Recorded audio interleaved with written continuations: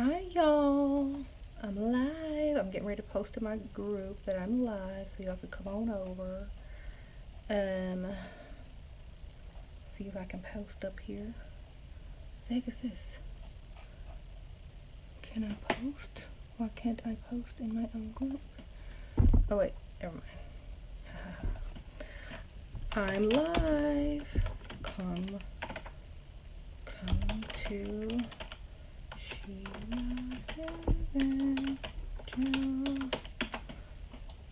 Okay. How you doing? Okay, so I titled this What a Woman Sacrifices to Marry Up. Okay, because there is a lot of sacrifice. And I also asked a few people, what they wanted me to talk about in this live video. So I'm going to be reading on some of those as well throughout the video. So let's see. So what people sacrifice to marry up, a lot of women are young. Okay, a lot of women are young and they're still trying to get the rules of the game. They don't understand the rules of the game yet. So they don't understand marrying up is a sacrifice. It's not something that you're gonna, have a fairy tale lifestyle. It's not like that at all. So I'm gonna tell y'all what a woman sacrifices. First of all, not every man is perfect. And they're not going to be in a perfect package. And they're not going to treat you like a Prince Charming all the time. You know what I'm saying? So if you're going into, looking for a man of means thinking that, then you're very mistaken. When a woman marries up or marries for financial, reasons, that's her goal. That is her goal. Nothing else. That was her goal. Okay?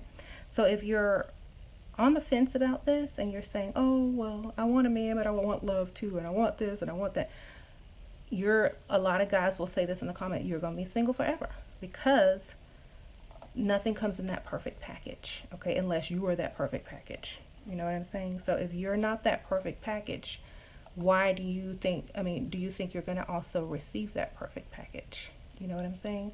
So it's important I'm trying to find this post. If y'all notice I'm looking away, when I find it I'll let you know. But it's like, you're gonna have to sacrifice looks. You're gonna have to sacrifice something, and I don't like to talk about my clients and their business, so I never use names. I just give examples. For example, I have a client who I give advice to, and there's this guy who's a multi-millionaire, and she says he's husband material. He's not old. He's like 40, barely 40, okay? And she has a problem with what he looks like. So she sent me a pic, and I'm like, he looks normal to me. He just looks average, He's not something to fawn over, but he just looks like the guy walking down the street, And she was like, really? You think so? He's ugly. I'm like, well, his money looks good, okay? And he's not disgusting. And, there's women that would date him if he were broke because he's just average looking.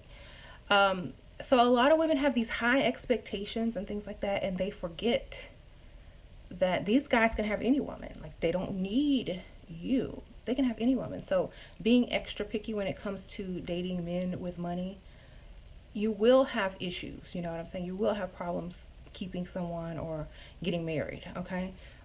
So you're going to have to lay some of those standards, a little bit of them down as far as the physical. You know what I'm saying? What I suggest, if you're young, go ahead and date for love, date for fun, date for looks. Get that out of the way. Get it out your system. Like, date pretty boys until you're blue in the face. Date sexy men until you're blue in the face. And then when it's time to get married, you can't date those kind of guys, because those type never really have money because they don't need it. Okay. So your taste must change when you get ready to get married. If you notice, when you see a wealthy man and and his wife or something like that, that's not that woman's type. That's not her fantasy. You already know that. Okay? You know that. And you see her lifestyle, you see all her nice clothes, you see her jewelry, you see her home, cars, children, everything is proper. She has plates for every season and holiday and Martha Stewart going on up in her house. That's what she wanted. That's what she married. She didn't marry this guy for his looks. She married this man for this lifestyle. Do you understand? Because, the lifestyle is what most women want anyway. Like, after you get over the initial, oh, I love you, I'm in love, a couple years down the line, okay, that's going to kind of wear down. You're going to be like, okay, I'm still loving you, I love you, but, our lifestyle is not improving, I can't save any money, So after that little feeling wears off, now you're in struggle love, what you call struggle love. But if you marry for lifestyle, it never, it lasts longer actually. If you're somewhat, in love with the guy, or if you like the guy, it lasts longer. And friendship and builds to love and all that kind of stuff. So it lasts longer. You know what I'm saying? So you're going to have to sacrifice a lot of that. Like young girls, I have seen in the comments, oh, I just can't be with someone I'm not attracted to, and blah, blah, blah, blah, blah. Well, that's what a lot of these women said who have the life that they don't want. They went for looks. And those guys with all those looks, like I said, they're able to get any woman they want as well without even having money. You know what I'm saying? So, when you think about it, it's better to get with someone who you look better than, who has money. You'll always be the attractive one in the relationship. Plus, you don't have to do anything except be there and, say, I'm a wife, I'm a housewife, blah, blah, blah, blah. But you will have to sacrifice, maybe age difference. You're going to have to sacrifice an age difference, okay? So if you think 40 is old, then it's old. But for me, that's young. Like when I was 22, I wouldn't even date people in their 40s or below 40. That's too young for me because mentally, I always say men are 10 years behind. And I was always mature for my age, so mentally. So I'm not like, I couldn't do no 40-year-old. They had to be old. They had to be established. They had to have, things going for themselves. They had to have real estate. They had to have this. They had to have that because that's what I want, And being a Pisces and being who I am, I already know I'm not finna put in the work to do that. So what do? You go find someone who already put in the work, who has it, and all you got to do is step on in and enjoy it. Okay, that's what marrying a man of means is all about. It's not about, oh, I'm in love. Oh, he treats me like a princess and texts me 20 times a day and sends me chocolate. It's not about that because most guys who have that type of money are super busy working or, working on their business or whatever. And they're not going to sit there and text you 20 times a day like a broke man would because he ain't got nothing else better to do. Okay, so you have to think about, you're going to have to sacrifice. If you used to dating a broke man with a lot of free time versus a man of means with limited time, the time that he spends with you is going to be more meaningful. You're going to get more out of it, and you're going to probably get to go on vacations and stuff like that. He's not going to lay up under you all day like a broke man. Okay, so y'all have to get that in y'all's mind. You got to change your mindset when it comes to men. Everything you got to throw it out and relearn. Okay, if you were used to dealing with broke guys, throw all that out. And now you have to relearn how to deal with men with money. Okay, it's a huge difference. It's not the same. If you're expecting a man with money to act like a broke man when it comes to relationships, that's when everything goes wrong. Okay, they don't have the time to text you 20 times a day unless they're super rich and they don't have to work and they just live off investments. And even then they have hobbies and they have other things that they like to do. Activities. So they're not going to be like all up under you like some broke dude who, has all the time in the world on his, because he's not working and, live in his mom's house and there's nothing to do. He ain't got no car. Okay. So think about it. Okay. Anyways, also, Most women, if you ask them, most grown women, I'm going to say grown women, looks are not important when it comes to a man. It's their ability to provide a good lifestyle for their family, okay? You got the ugliest man in the room. He can dress nice and be the richest man in the room, and every woman will want him. He can be the ugliest man in the room, but if he has money, every woman will want him, okay? Let me repeat that. Okay, y'all already know all these guys who have money, they have their choice and pick of women most of the time. They can pick and choose. Broke guys, they have to either trick you into dating them, or they'll date you, and when they're done, they move on because, or they'll use you. You know what I'm saying? So if you're in a situation where you have an equal match, like you are just as attractive as your man, y'all are both making the same amount of money, blah, blah, blah, blah, blah. Think about this. As soon as one of you guys get a raise or start making more, things will change. As soon as one of you gets a little older, a few wrinkles, things will change. As soon as one of y'all put on 10 pounds, lose hair, things will change. But if you always look good, 10 to 15 years younger than this man, no matter what happens, you still look good and better than him. You know what I'm saying? So think about it. Sacrifice is worth it. Like, I would rather have what I have versus to be blindly in love and all lovey-dovey, snuggled up on the couch every night, feeding each other ice cream type marriage, and just like some love story you see on TV. I don't want that, because I don't even like people being that close to me. I get hot, okay?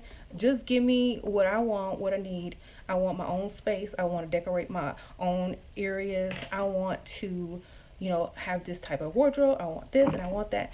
And, yeah, we can sit down and have movie night and watch TV and snuggle, but that's not going to be every day, and it's not going to be my priority, because I have a life and things that I want to do too.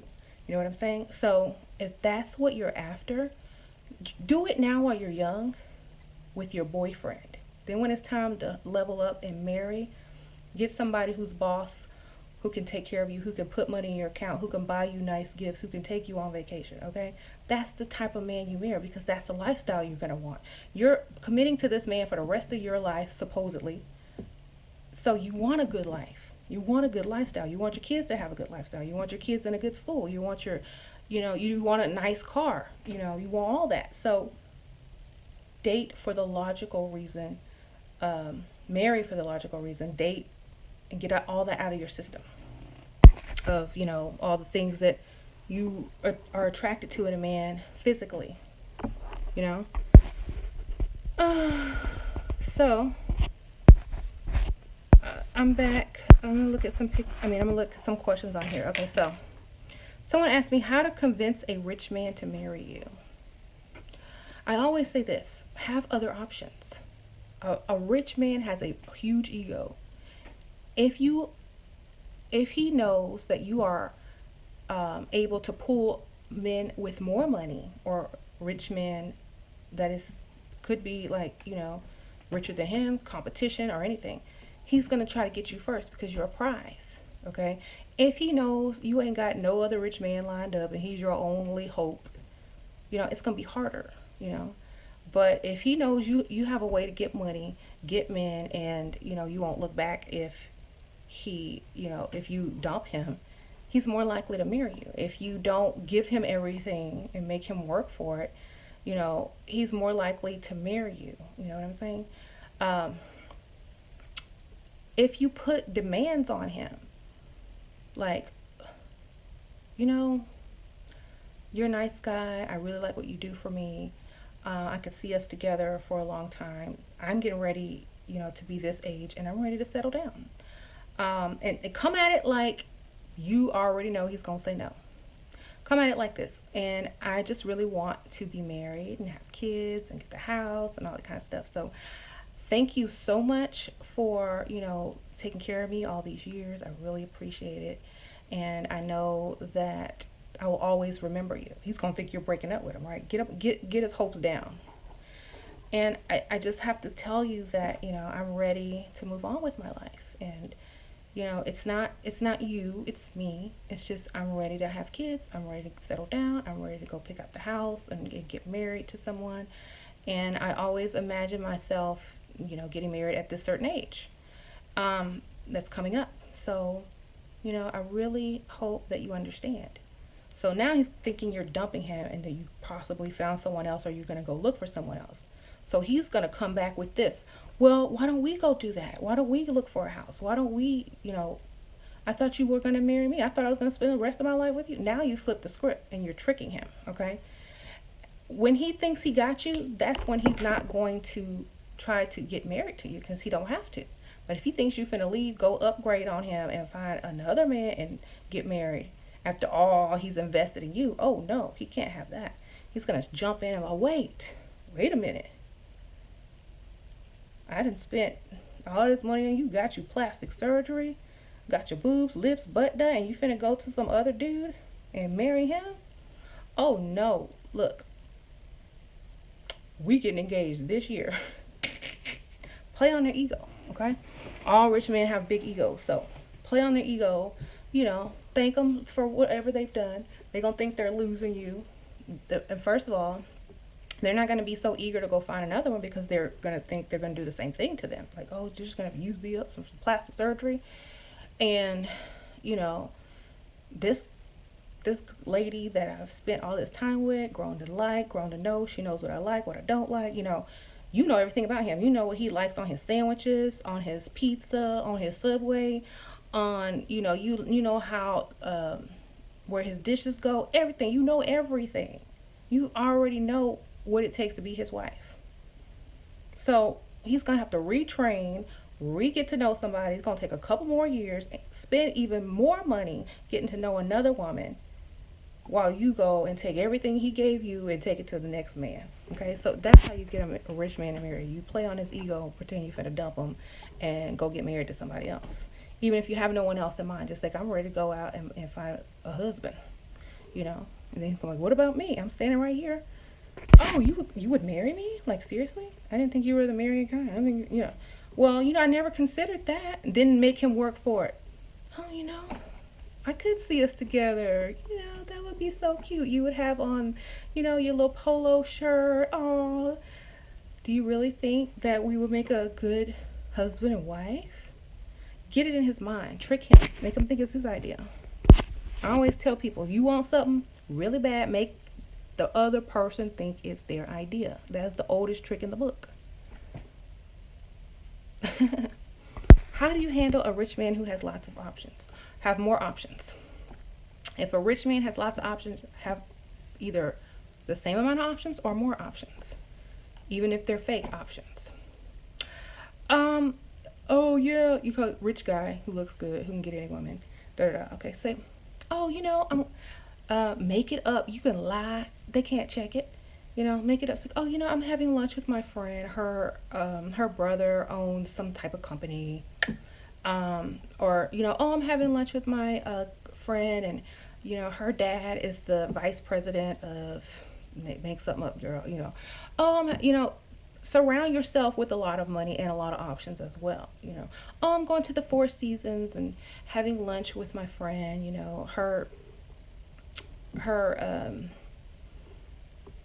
her cousin or her brother owns this department store and blah, blah, blah, blah, blah. And make it up. I don't care. He's going to be like, really? Wow. So when he knows that you're around a lot of other rich men, he's going to be more wanting to keep tabs on you, more wanting to go where you're going or take you out and keep you away from them. Because, like, those girls that he has options with are a dime a dozen. Okay? Those rich guys that you're surrounding yourself with are not. Okay? So you have to even the score up. Okay?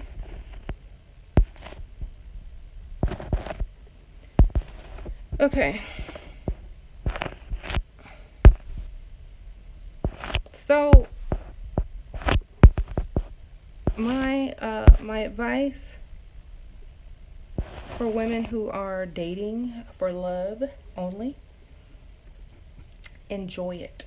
Okay, have fun, get those memories, get everything, And, but don't commit to any type of marriage situation unless that person is financially stable and able to take care of you. You know what I'm saying?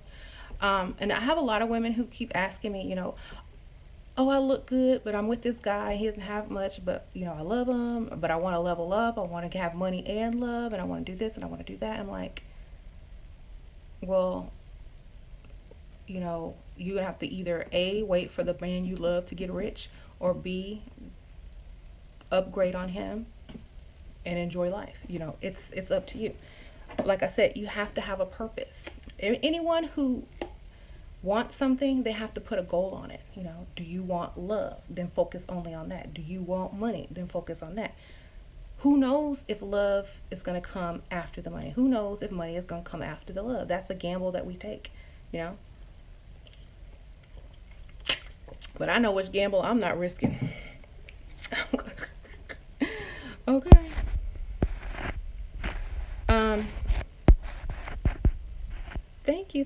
Okay, so thanks for complimenting my makeup look.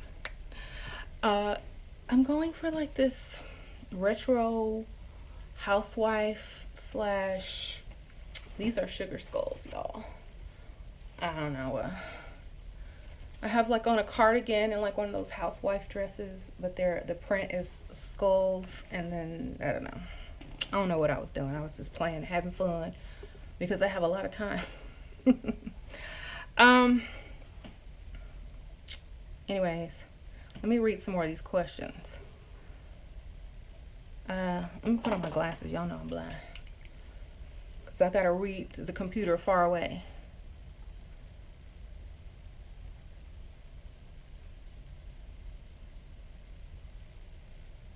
Okay, someone's asking me about self-esteem, how to feel more, how to see themselves as better. Fake it till you make it, like part 2 of Fake It Till You Make It. Um,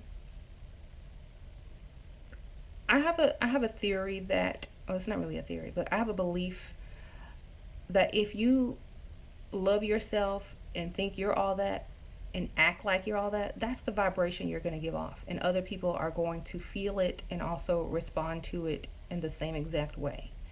You always see those actresses who are not that pretty or maybe a little bit overweight, and they're always the star of the movie. They're the life of the party. They're you know, they have enough confidence to put on anything, you know, a supermodel would put on and still pull it off and, have it trending, So it's about how you feel about yourself and about, how you don't care what other people think. Because if you care what other people think, that means that you don't have your own sense of self. And when you don't have your own sense of self, then no one is going to know who you are, and they're not going to be able to, fall for you, because you don't even know who you are. Who are you? Who am I falling for? You know what I'm saying?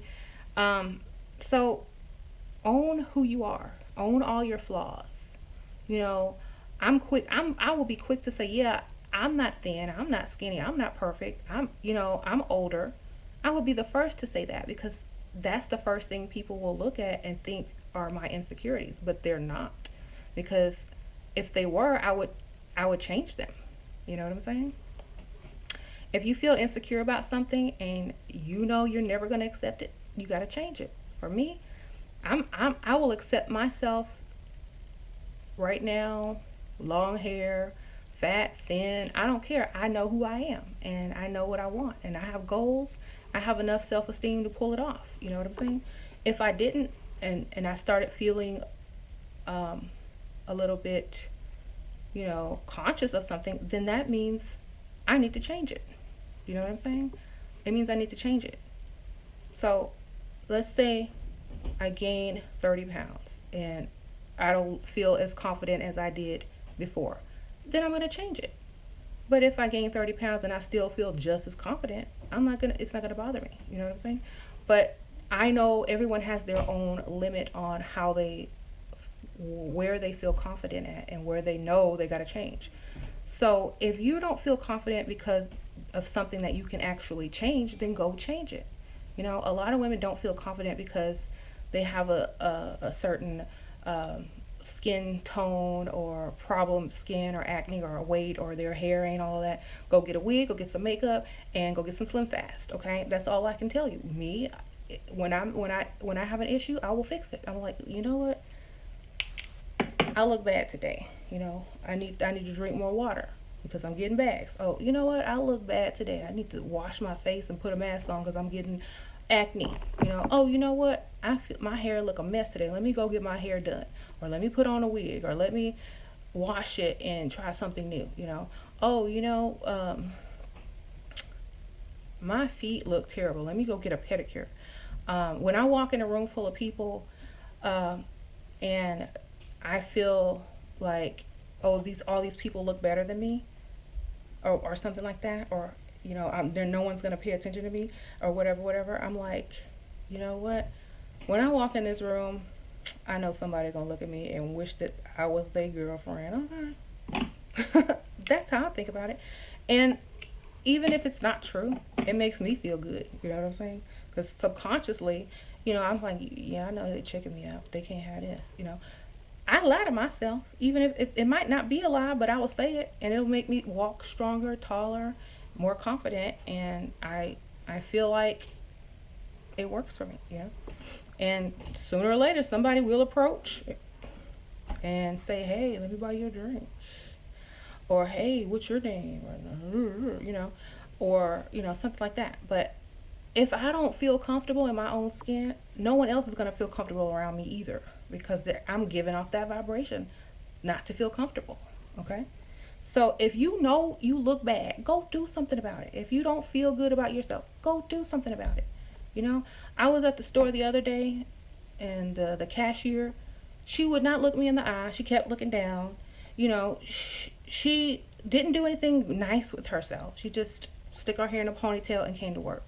Like, I could tell she had low self-esteem. I was extra nice to her just so she could know that she is a person too, and that I see her and I acknowledge her, and that she needs to see herself. You know what I'm saying? Don't walk out the house looking bad. I keep telling women this. If you don't like yourself, if you got low self-esteem, the last thing you need to do is walk out your house looking crazy. Okay? Right? Now, I'm not saying you got to be skinny and thin or whatever, but to a point where you feel good about yourself. That's all you need. There are plus size women who get paid to be plus size and model clothes. They feel good in their skin. They're getting paid. They got money. They got men. Okay, whatever you feel good at, that's where you need to be. Okay, if you don't feel good where you are, change it. I mean, when I was young, my weight goes up and down. My weight goes up and down all the time. That's just who I am. That's just what my part of my life is. And I accept it. It doesn't matter. I got like 3, 4 sizes in my closet. Which one I'm wearing today? Okay. So, what if he loses his job? I don't date men with jobs. I date men with careers. You got to marry somebody with a career. If you date men or marry somebody with a job, then you messed up. Get a man with a career. If somebody loses their job with a career, this is what happens. They move on to the next level of their career. They up their resume with their last job, which gives them more experience, which will give them higher pay the next place they apply.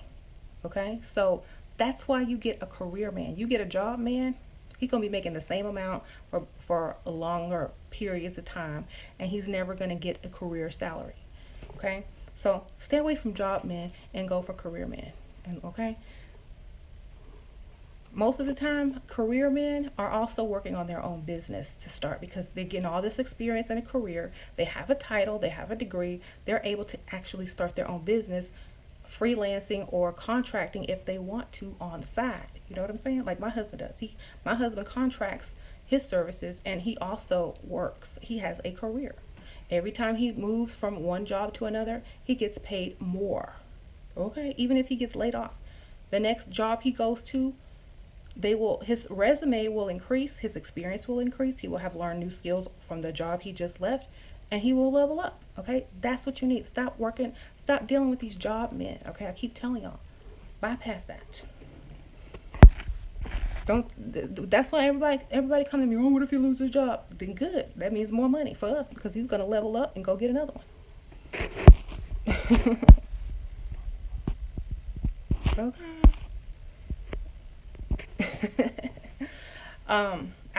I had a plan. I had a plan in my mind. I'm like, in my early 20s, I had a plan, and that's what most people need. I'm I'm not having kids out of wedlock. I'm gonna marry a man with money, and I'm gonna be taken care of. The three simple plans for a young 20-something-year-old, and I accomplished all those plans, and then I have more plans that I've already accomplished as well along the way. But that was my goal. You know what I'm saying? Goal accomplished. If you don't have goals, if you don't have nothing to aim for and work for, and you're just aimlessly dating, you're not gonna get nowhere. You know, you're gonna just end up with disappointment. Sorry, I'm thirsty. Wouldn't what women sacrifice a lot of things when they marry up. Like, for example, my husband, I can't. Okay, if I want something new and he has a lot of money, if I want to go on vacation and he has all the money, and I want to go one place and he don't, we got to find a compromise. If I was, equal, if I earned the same amount of money, or if I was the breadwinner, I would say where we would go, when we would go. You know what I'm saying? Now I got to wait on him. I got to do this. I got to compromise, this and that, because he holds the money. You know what I'm saying? But I can always get him to change his mind if I really wanted to. But I'm just saying, the sacrifices you go through with someone that makes more money than you is having to compromise, okay? Now, if they know that you really want something and everything else that they do won't please you, of course, eventually you're going to get it. You know what I'm saying?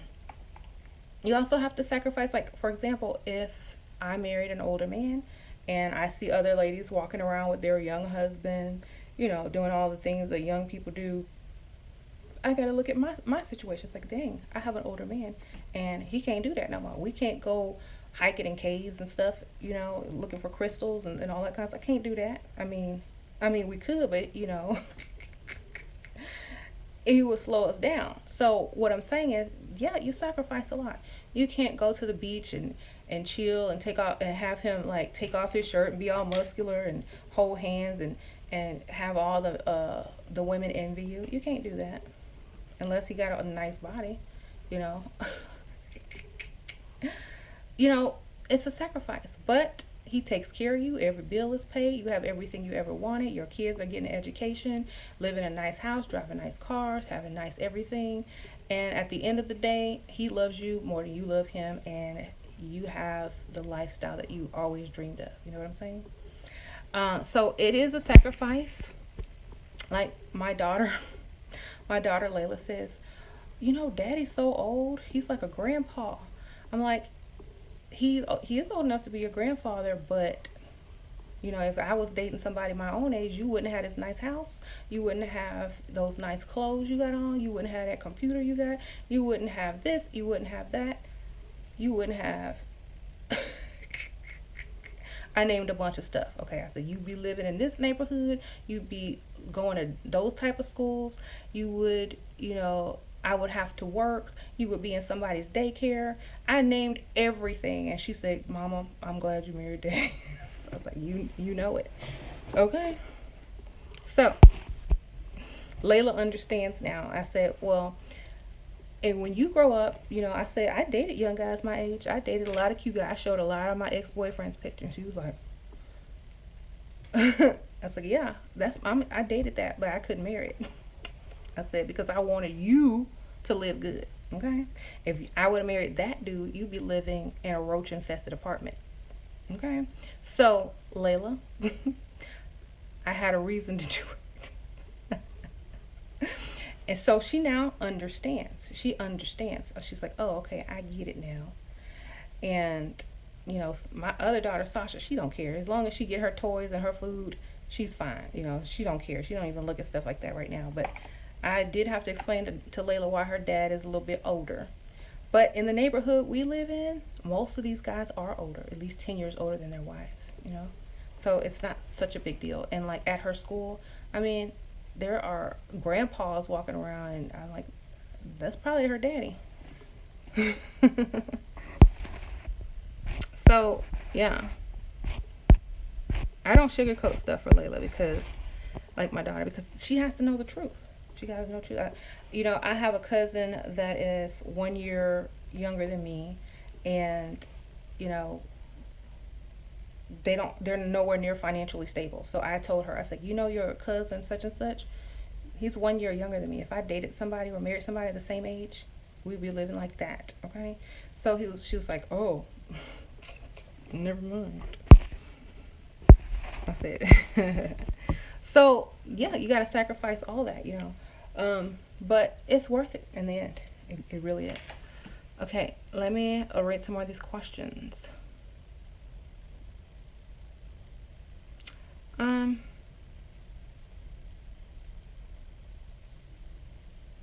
okay, let me see. I'm reading, it just says,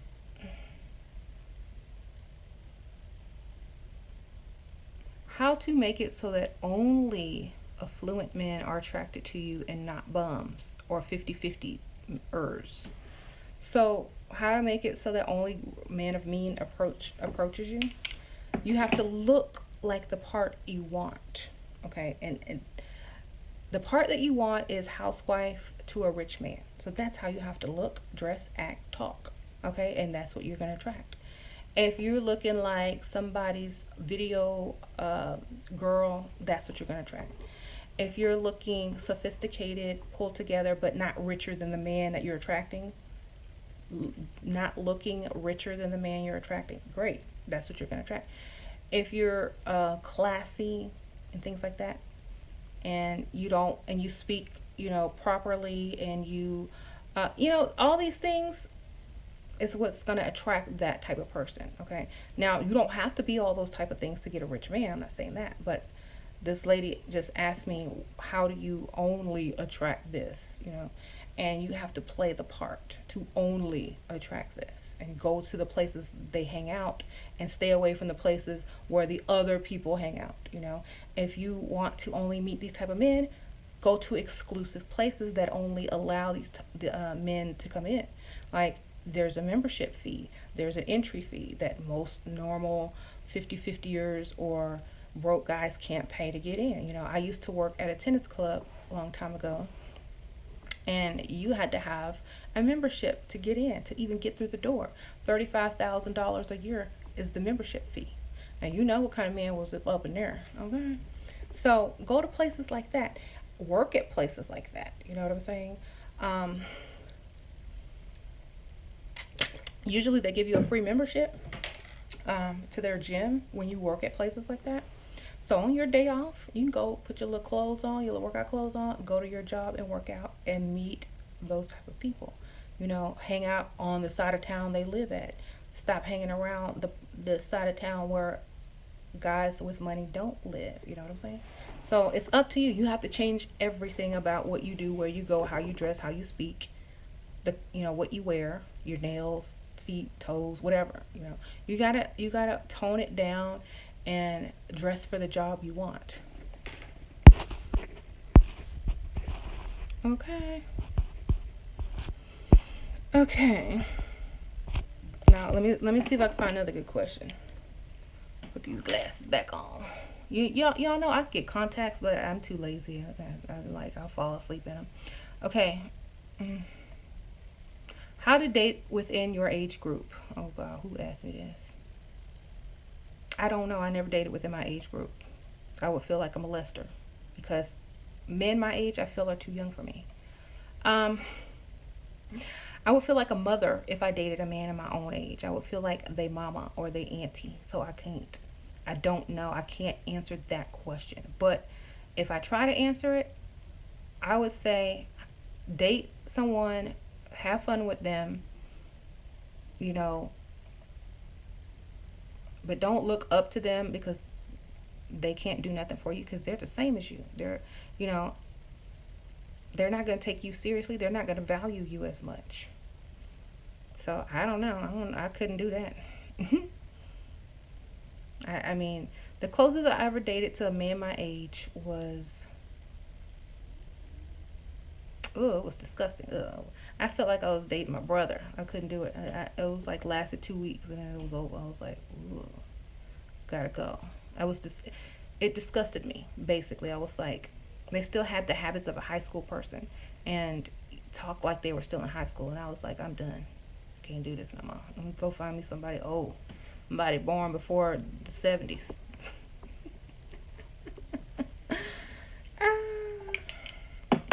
Yes, I couldn't do it, child. I couldn't do it. Um, let's see what else. What else did y'all ask me? The male psyche and how it works. What do men want from women? They want what? What do men want from women? They want a challenge. They want a chase. They want a trophy. They want a challenge. They want a prize. Men are hunters. They want to keep chasing you. The thrill of the chase is what makes men want you even more. If they catch you, if you give yourself to them, if you don't challenge them, their ego cannot function because you're not stimulating it at all. Okay? So if you get a man and you treat him perfect and nice and do everything for him, have his food ready when he gets home, have sex with him whenever he wants, do all that crap for him, wash his clothes, blah, blah, blah, blah, blah, pay half the bills, you do all that stuff, he don't want you. You're his maid and his mama. He's not going to find you sexually attractive because you're not a challenge. He can't chase you. He can't tell you lies and try to impress you and, stuff like that. So after he gets bored of that, he's going to go find someone else to chase. So the male psyche wants to chase you and he wants you to challenge him. And when you challenge a man, you only make them better, okay? Because if they can't face that challenge, that means they failed you. If they can't level up, that means they're not growing as a man. If you want something and they can't get it to you, they ain't a man. Their ego is crushed. But if they say, oh, I'm sorry, baby, I can't buy you no birthday gift this year, and you say, oh, no, baby, that's okay. He ain't got nothing to work for or forward to. He can just stay mediocre. If you get mad at him, it's like, what? You can't buy me no birthday gift? I don't believe this. You know what?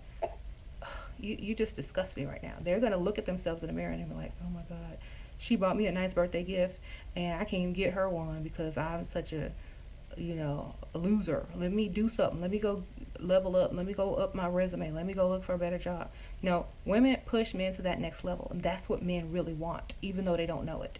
They want somebody pushing them to that next level. Even though they like what's easy, they're peaceful with what's easy, they're happy with what's easy, but they're not going to stay there. They want a woman that's going to push them to their next level of life, but not emasculate them, okay? You can't emasculate them. You need to push them. Like, you know what? I know, you didn't give me a birthday present this year. I'm super pissed. I'm mad. I'm not going to forgive you for it. But next year, you making up for it. Don't let them off the hook. Be pissed off. Whatever. He's going to make it up to you before then. And then get you a better birthday present next year because his butt will have leveled up because he understands that you ain't going to take this much longer. And you're a good woman to him, stuff like that. So the male psyche works off of ego and challenge. If you can't stroke his ego or challenge him without emasculating him, you ain't ever gonna, get the benefits. Okay? You're not gonna get the benefits. Now, there's some women who think that they can create the man that they want and emasculate him into changing, but that's not how it works, because then you're going to try to take all the credit. You know what I'm saying? And they're not going to feel like a man with you anymore. Therefore, they're going to go find another woman who doesn't know all their past, their failures, and after he levels up, he's going to go to another woman who makes him feel like a man who won't emasculate him. So it's very important not to emasculate your man, but just have disappointment and sadness and like, you failed me, you know. Don't compare him to other guys, and don't say you should have did this, this, and that. You know, you just said, you know, I'm really upset. You know, I don't feel like that's right, but you know, I really don't forgive you, but you know, whatever. You know, make sure you make it up to me next year, because it really sucks. You know, I feel bad. And if you say something like that, he's not going to feel emasculated. He's just going to feel bad about himself. You know what I'm saying? On his own. You're not going to have to do it.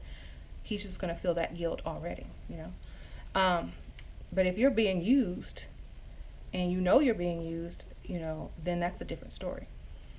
If you done did everything for him, and he has money to do this and that with his boys and but you don't get a birthday present, he's using you.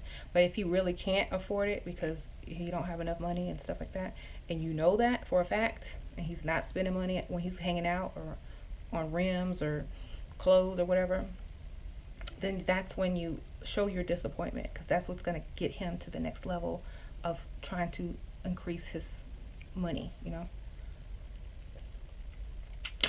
Personally, if that were me, I would already have somebody sending me a birthday gift through the mail to make up for his shortcomings. That Plan B, he always got the birthday presents. Plan B always got birthday presents on hold. They got your Amazon wish list and everything.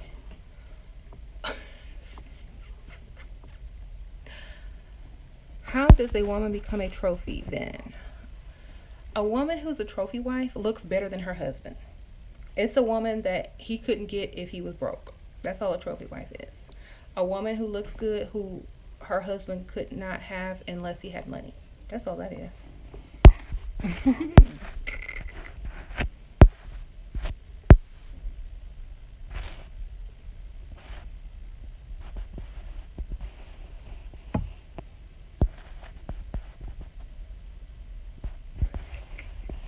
I'm reading some of these comments, y'all.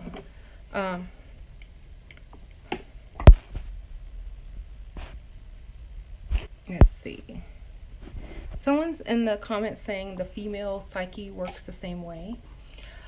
I would say the naive female psyche works the same way. The smart female psyche is crafted. For example, a lot of women are ruled by emotions. If they don't feel like they're being paid attention to, they get upset, you know. The smart woman that has a plan and a goal and a mission and a strategy, she don't think like that. And neither do the men with a strategy. They have their own agendas. Now, if you're a woman, you need to always have an agenda.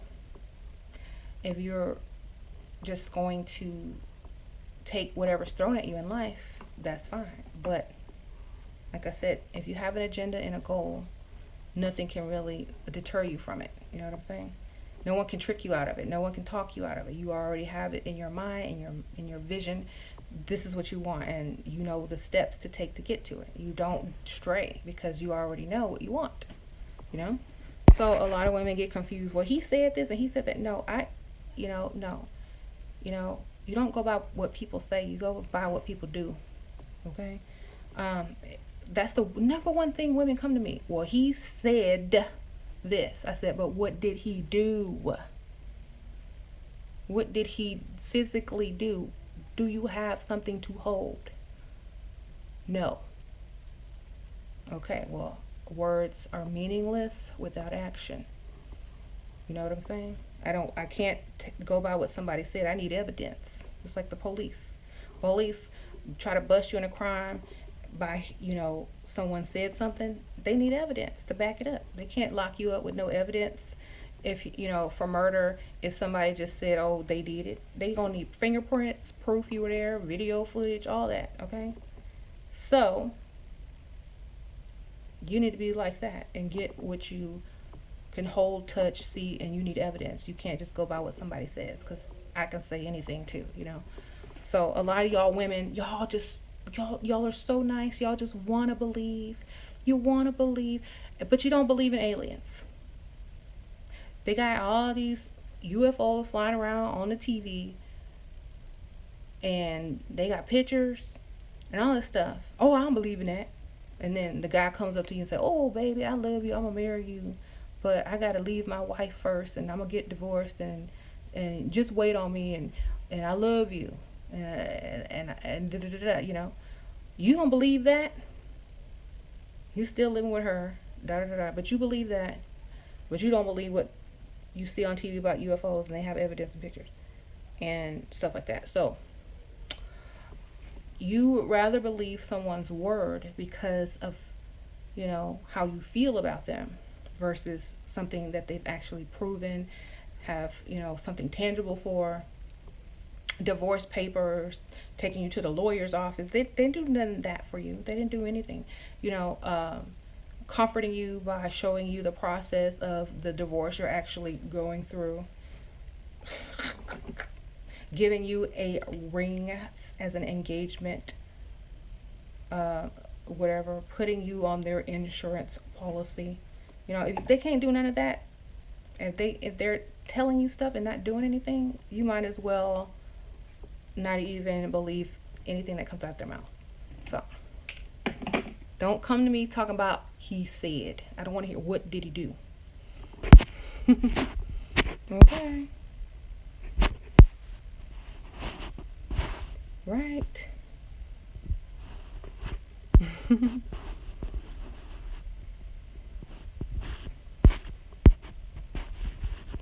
So let me look. Let me read some of these.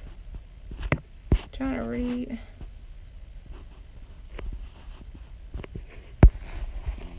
Okay.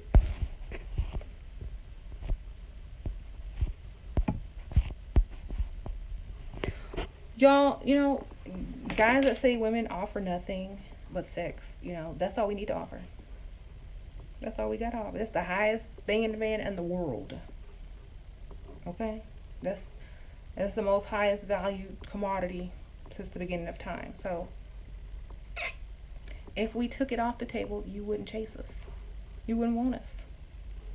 So yes, that's the only thing we need to offer. And sometimes we don't even offer that and still get what we want. Just the promise of it. So whenever y'all say, "Oh, what do you offer besides sex?" Or "What do you offer besides?" I don't offer nothing. What are you offering? Okay? I'm not offering. I'm the woman. I don't offer. Okay? What you offering to be in my presence, darling? Like I said, y'all don't ever answer that dumb question. I don't offer nothing. What you got? What are you offering? That's like coming to a king. You know how in the old days, in the old school movies, how when you come and visit a king, you have to offer him a gift, or a queen, you got to offer them a gift, but they don't offer you nothing? Exactly. Okay, you're the queen. You don't get offered. You don't offer anything. They offer you. They come bearing gifts to you. Okay? If they can't do that, then okay, well, I don't have anything. You're coming to me. You're approaching me. Why do I need to offer you anything? You approached me. You get it? If a man approaches you, you don't have to offer him nothing. That was enough to get him to come over to you. That's all you offered him. You offer him your attention and time to prove himself. That's it. Well, what do you bring to the table? What are you offering? I'm offering you 5 minutes to prove yourself to me that you got something to offer me. Okay? And then on to the next. That's what I'm talking about.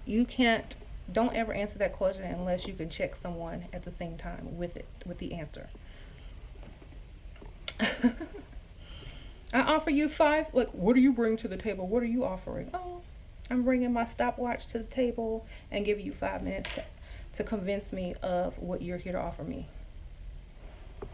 That's about it. If you can't offer me nothing, I damn sure can't offer you anything. Not even 5 minutes. So bye.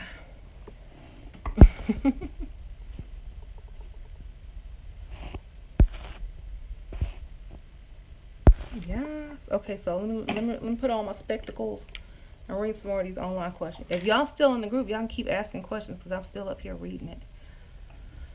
Okay. And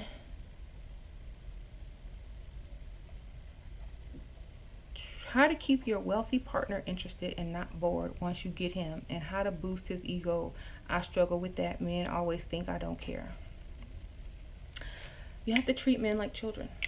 I keep telling y'all this. I don't know why y'all.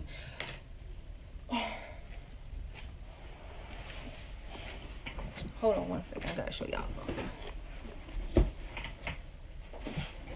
All right. You have to treat men like children, okay? My daughter will come up to me and she will show me this. Mama, you like my drawing?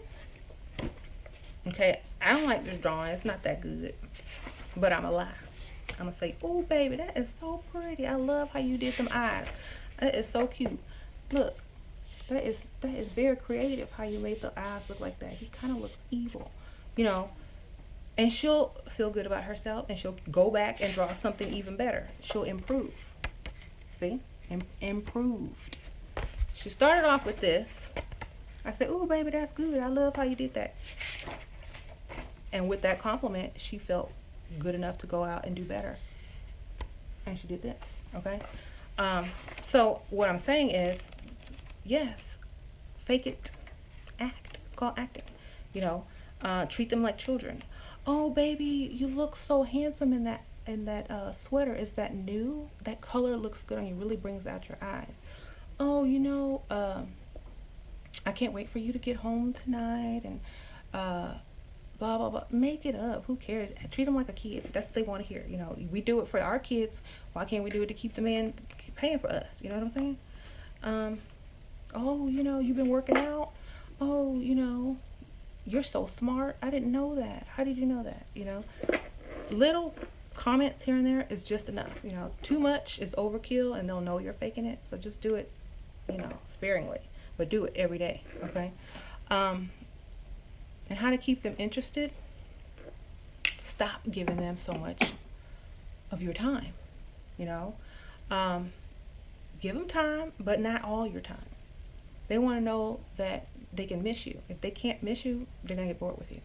Change it up, switch it up. Don't look the exact same every day. Don't look like you did 3 days ago. Don't look like you did 1 year ago. Change. Keep continuously evolving and changing, whether it's colors, styles, makeup, hair, whatever. Keep changing, because it's going to keep him guessing. It's going to say, ooh, I like that look, you know, versus, oh, that looks kind of strange, but it kind of turns me on in a weird way.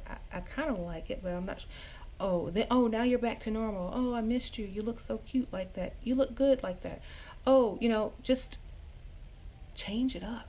You know, you don't want to be predictable and boring. You don't want to look the exact same every day, be predictable and boring. You know, stuff like that. You like this morning, since I cut my hair sticks straight up in the morning, like this. Okay, my husband said, "Oh my God, what is going on with your hair?" I'm like, I don't know. I never had short hair before. So I don't know, is it sticking up? And he's like, yeah. And then he started doing like that. He's like, oh, that feels cute. You know, because I never had my hair short like this before. So he was touching it. Oh, this feels cute in the back, because it's really short in the back and layered. He's like, oh, this feels so cute. And he was like playing with it.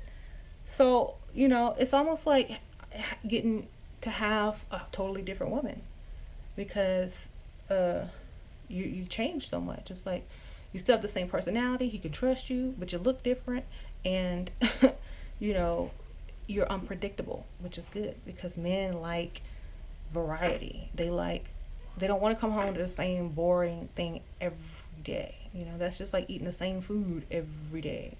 Change it up. Like, I got on red eyeshadow. I mean, how many people you know can put on red eyeshadow and get away with it? You know, it's like, change it up. You know, you don't just need cream, brown, and nudes all the time, and just mascara. Okay, when I go down, the attention is gonna go straight to my eye. Ooh, different. You know, exciting, stimulation to your brain. Do different stuff. You know, so I just say, change it up. I don't know. That's what I do.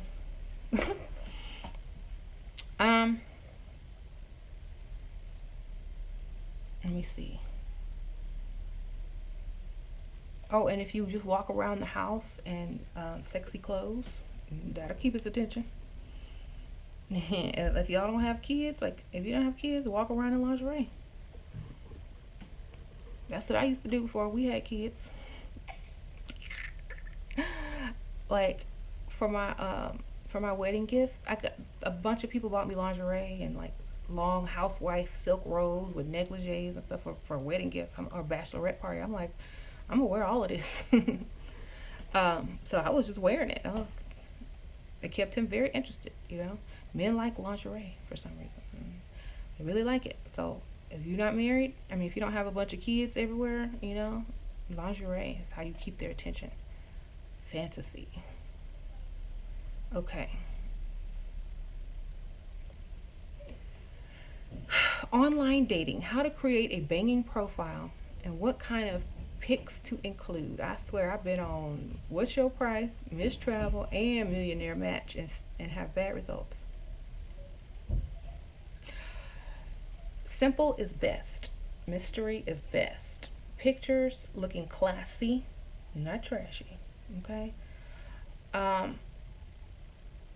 Look in the pictures, you don't look like you look in your everyday life. Show a picture of yourself looking classy, like you're out for drinks or lunch, like he's gonna see you on a date.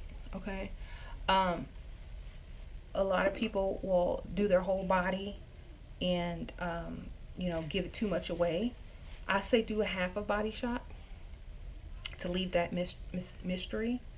Do a face shot at a good angle when you have on makeup and your hair is did. And when you show up to the date, that's how you need to look as well. And it needs to be a recent picture. Don't put no picture up there from 10 years ago or 20 pounds ago. Put your most recent picture up. If you don't do that, then you're just fooling yourself. Okay. So keep it short and sweet. Like, hi, I'm a fun lady, or I'm a fun woman, or they like fun, so an adventure and surprises and mystery. So it's like, oh, I'm just someone who is about having fun. I'm looking for a gentleman that likes to spoil their woman, and also I'm full of surprises. It's very simple. They don't want to read a book when they're scrolling through these dating sites. They want to see three main things: are you fun? Are you adventurous? And do you have enough to intrigue me to inbox you? I'm full of surprises. That's a good line. Half a body shot. Face, makeup, hair, cute, recent picture, and mystery. I'm looking for a man who knows how to treat a lady, who will spoil her and, be her hero or something like that. You got to put in there that you want somebody to take care of you if that's what you want. I'm looking for a gentleman who knows how to treat a lady and spoil her, give her, what makes her happy, and in return, you will be very, very happy and full of surprises. Okay, automatically their mind is going to go to sex. Automatically they're going to say, oh, she seems like she's very appreciative. She knows what she wants. She's attractive. She's not trashy. I wonder what the rest of her body looks like. I got to go see her in person. Okay. That's how you do it. Okay, if you show them everything, oh, she got a nice booty. Oh, she got a flat butt. Oh, I don't want to go see her. Oh, what's that? I don't like them pants. Why she wear, holes in her jeans? I don't like that, but I like it. But some guys will judge you on your full body, and you don't want that. You want to do half a shot, get them enough interested, like, and then they'll say, well, I'm gonna go see what the rest of her looks like. You give it all up, then they have more options. They're like, okay, this girl got a nicer booty, I'm gonna go meet her. You know what I'm saying? But what if he really liked you and clicked with you, and the other girl was like a no-go? So you don't give it all away. You leave mystery. But make sure you put in there you want to be spoiled, and that will. Uh, and when you put spoiled, make sure you put the S with a $sign. Okay, that way they know it's not spoiled with being massaged and Netflix and chill.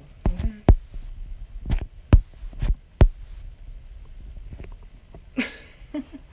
Yeah, and like cover yourself in the shots. Like don't have your cleavage up to here all out in the face. You know what I'm saying?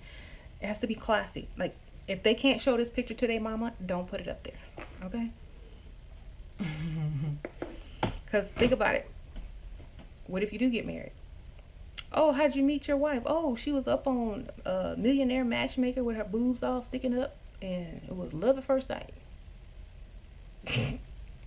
So how many men do you think she dated and looked at those profile pictures? Oh, about 1,000. Okay. No, you don't do that. You want your picture to be classy so that it don't come back to bite you. And also, if you give this guy your email, or if they can figure out your email and how to look you up on Google, you don't need to have a bunch of trashy pictures out there either. Like, you know what I mean? Because a man will Google you. They'll be like, let me get this girl email. They'll find it some type of way, and then they'll look it up, and they'll see all these bad pictures of you. Oh no, I can't wife that. That's just not classy. No. Bypass. So take all your stuff off the internet that you don't want exposed. Like, y'all don't think about this when y'all are taking them stupid butt shot pictures and looking stupid online, showing everything for free. Like, if you gonna show something, get paid, okay? These dumb women online who showing everything for free and not getting paid, they just doing it for a thumbs up. It's dumb. It's dumb, okay? If your IQ is that low, you don't deserve to marry nobody with the money. Sorry. Anyways.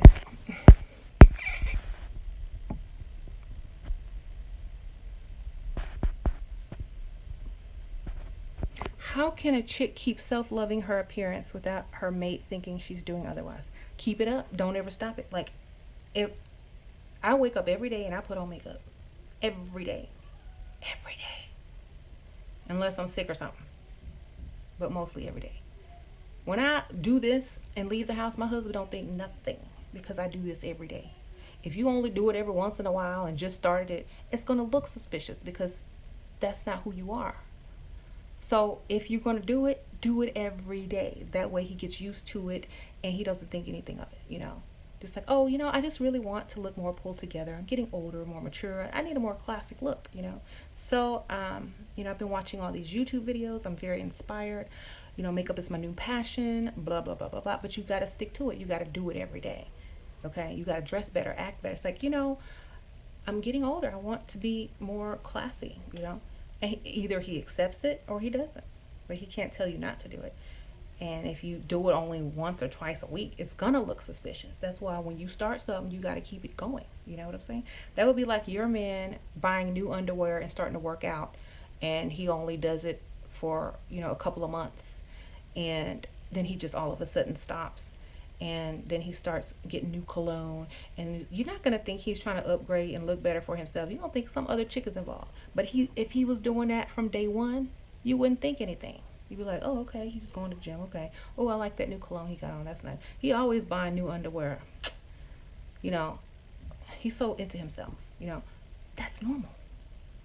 So if you can't do you on a daily basis and keep it up, he's going to be suspicious. I know a lot of these women be looking plain Jane, walking around, looking like they just woke up.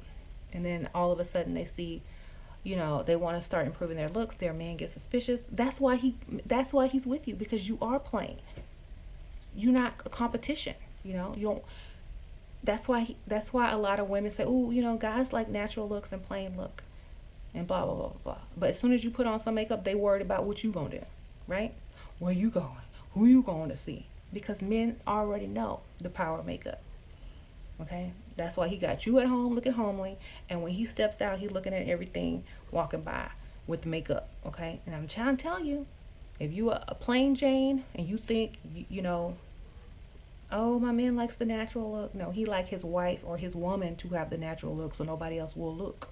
Okay? Now, go put on some makeup and go walk around and see what he start doing. He gonna get mad. He's gonna be like, what are you doing? Why you got on that lipstick? Why you got on makeup? Where you going? Why you dressed up? All up in your grill.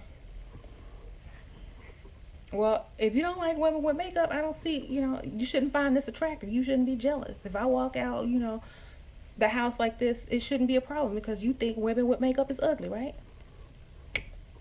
Right? It's not attractive, right? So think about it. If your man keeping you home looking plain, it's for a reason. Okay? Don't fall for the okie doke. Is makeup that serious? Well, it's like this. They don't put Victoria's Secret models on the runway with no makeup. They don't put actors on TV with no makeup. They don't put the president on TV without makeup. Okay? Even the men have to put the makeup on. They don't advertise products without someone wearing makeup unless it's a skincare routine, and the lady still got on concealer. Okay? So makeup is important to a certain degree. Okay? It takes you from looking frumpy to looking pulled together. Okay? And even some jobs will not hire you if you don't wear makeup. It's sad, but it's true. If you're meeting with a lot of people high up corporate America and you come in there with spots all over your face, plain, looking like you just woke up, you ain't gonna get promoted. You ain't gonna get that job talking to high-end execs. No. They're gonna be like, you're not presentable. You don't look professional. You don't look pulled together. Bye. You stay down there and you do the research. So it is important.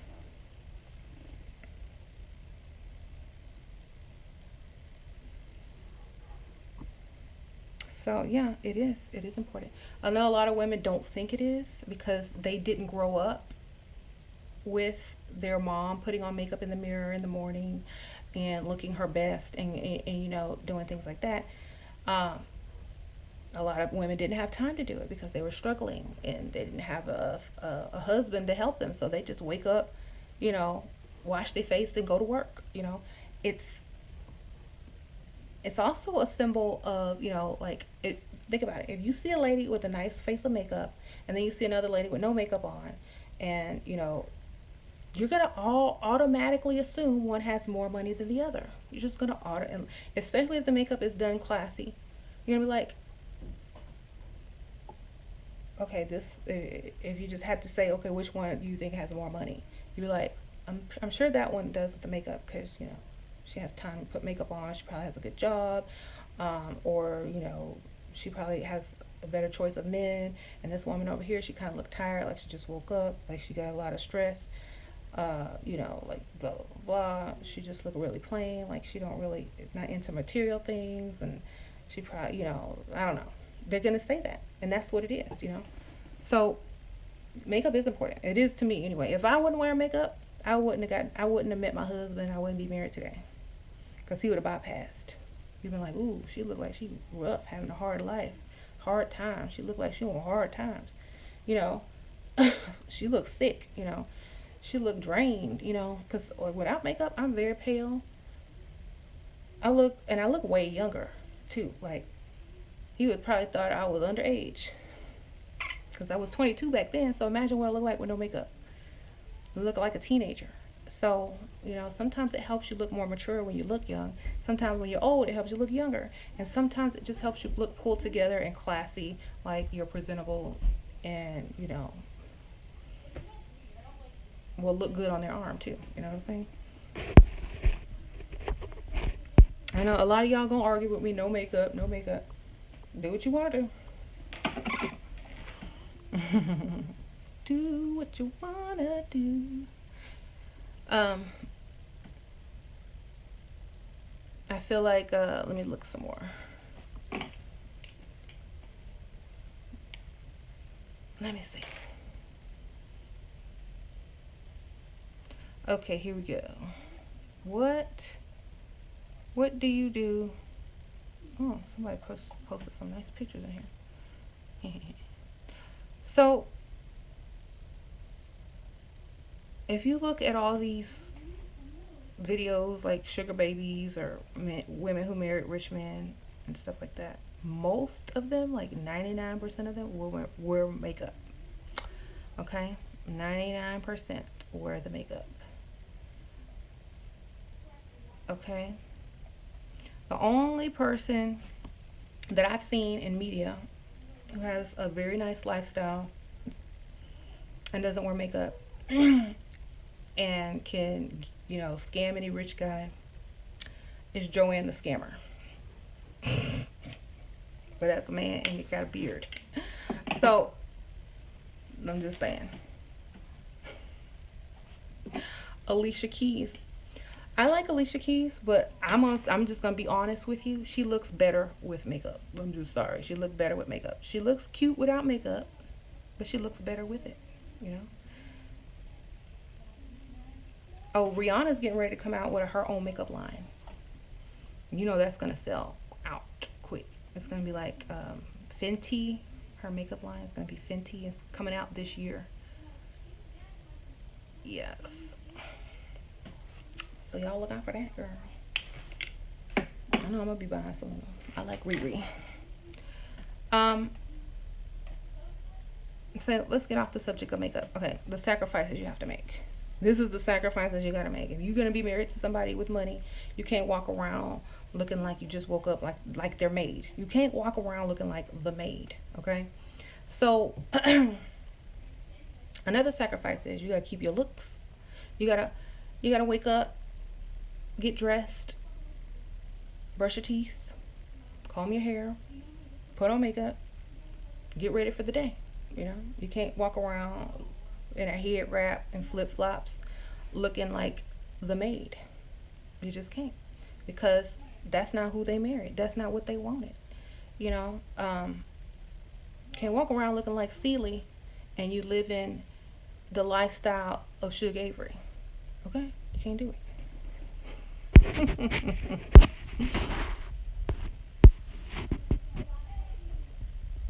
Okay, so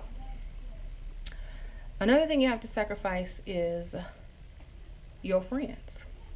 Just like Sean said in her video, that the lady I interviewed who married a multimillionaire, you're gonna have to sacrifice some friends, because when you marry up, you're gonna lose a lot of friends. They're not gonna want to hang out with you no more, or they're gonna try to steal your man or flirt with him right in front of you, and they're gonna come they're not gonna tell you. Like, for example, I used to have a couple friends before I got married, and my husband came and told me 3 times, look, such and such came on to me, such and such came on to me, and I couldn't believe it. And I'm like, really? He's like, yep. And that was it. I was like, okay, don't worry about it.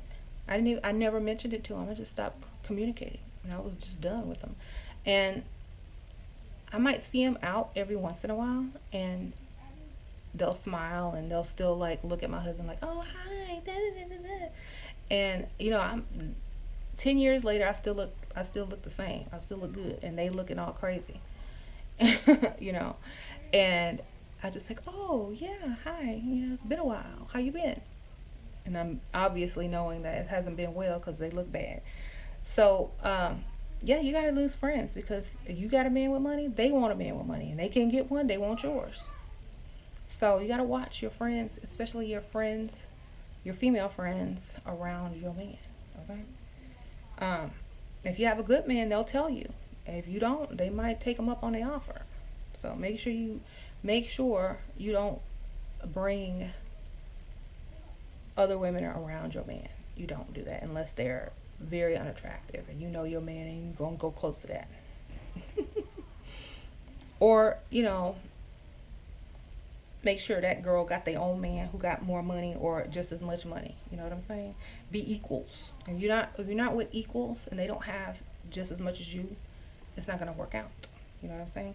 If you marry up and then you have friends that still dating losers, they're gonna look at your man like a piece of meat, a payday, you know. Um, so, and if you got friends, make sure they got a man with money too, who's spending on them too. That way they ain't trying to take yours. Okay? So, another thing you gotta sacrifice, where you go. You level up in life, you have nice cars, jewelry, and stuff like that. You can't go riding around on the bad side of town. Okay? You can't keep going over there. You might, get robbed. um, you can't go backwards. You can't try to stay in your old lifestyle while you're in a new lifestyle. It's not going to work. So move on and move up and move on, move ahead. And then there's certain people that you're not going to be able to hang around no more because they're not going to be able to keep up on your level, and they're going to either embarrass you or embarrass themselves or embarrass the person you're with, your husband. You know what I'm saying? So you're going to have to get new friends or no friends. Like, I don't have no friends. I have one best friend from whatever, but that we don't see each other that much. But you're gonna have to lose friends or get new friends, and I don't like new friends, so I just lose friends. Unless they're on the same level. You can meet new people, and hey, look, you're on this level, I'm on this level, you ain't got nothing to lose. You don't want what I got because you already got it. Okay, so more questions. What about rich men only looking for sex? Look for money then. If they want sex, get some money. Don't do it for free. If they're only looking for sex, then you only looking for money. Okay? Or unless you don't want to do that and bypass and go find someone who's looking for more. But don't give nothing to anybody free. I don't care how much money they got. Don't give anything away for free, even if they're rich. Because if they didn't spend money on you, if they didn't give you nothing in exchange for what you're doing for them, they might as well be broke. Just because they have money, still don't give nothing for free. Make sure you get something in exchange, always. That's just how it has to be, okay? Because the guys will come out here and they have money and they say, oh, well, this girl will sleep with me just because I have money. I don't have to spend nothing on her, And if you keep letting that happen, then it's going to multiply and more rich guys are going to expect free sex. And that's not how it works. You got to invest in this. This is an investment piece. You know how you go, think of yourself as clothing, as couture clothing. You want to go out tonight, right? Okay, you need a cute dress. Okay, you're going to run to the mall and go to one of the stores in the mall and grab a dress that's cute, right? It's trendy, it's cute. It's a throwaway dress because in 2 years, it's not going to be in style tomorrow, but it's good for the night. Okay, you spend about $30 on it and you good. But when you have somewhere nice to go, if you have a really nice place to go, or if you want to take photographs, you're going to go get something more expensive, a couture piece, a vintage piece, an investment piece, a designer piece. You know what I'm saying? You're going to invest in that. It's only going to increase with value as time moves forward. That's the kind of woman you want to be. You don't want to be a trendy, off-the-rack mall dress. You want to be a couture or a vintage piece. Something that they have to invest in order to, procure. And if you don't know what procure means, it means to buy. So, be a classic piece, be a vintage piece. Don't be an off-the-rack piece. Okay, you off the rack, and yeah, he can afford you, he can impress you. You can be that, but he's not going to send you to the cleaners. He's going to throw you in the washing machine and dry you, shrink you, whatever. But if you're a couture piece or a vintage piece, you're getting dry cleaned, put in a plastic bag. You're going to be displayed. You're getting A1 treatment, okay? Don't be no off-the-rack chick. Seriously.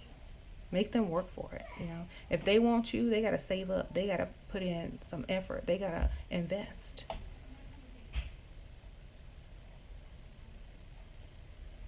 Okay? Anyway.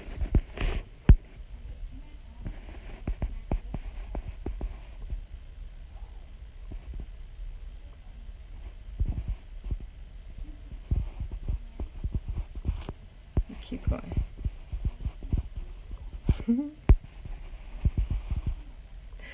um, I think if you are married, you shouldn't always be available sexually so that he craves for you and values you more and more. That's true. That's the one thing that most married men complain about is either there's two things: not getting enough sex or being bored of the person you're with. So you got to keep it in the middle. You got to keep it in the middle. Um, it's just he don't know when he gonna get it, if he gonna get it, why he's gonna get it, what date, what night. Um, but if he gets it, he knows it's coming, and he's gonna anticipate it and wait for it and be surprised. So you can't cut him off totally, but you can't give it to him always. It's gotta be a surprise, like. And if he approaches, say, no, not tonight. No, I'm sorry. Then he might get a little mad, but then do something nice. Oh, let me give you a shoulder massage, or you want some ice cream, I just don't feel like it, And then the next night, when he's least expecting it, walk around some lingerie. Then he'll know it's time. You know what I'm saying? Be very selective. Don't give it up all the time, because if he wants it right then and there and he can have it, there's no challenge. Men like to chase. Okay? There's no challenge. Sometimes, yeah, you can do it when he wants to, blah, blah, blah, blah, but not all the time. Not all the time. You can't do it. Otherwise, he'll get bored. Like, dang, this is easy. I can get this. Okay, now what's next? I want to chase. I miss the chase. It's not the women he misses. It's the chase.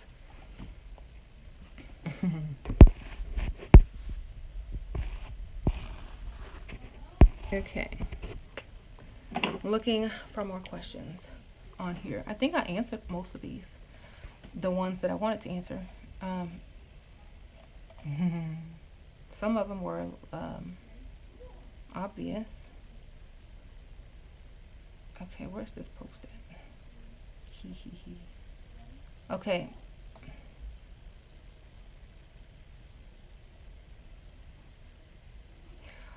What do you do when the rich elite men in your city run in the same circles? How do you deal with the possibility of them telling each other?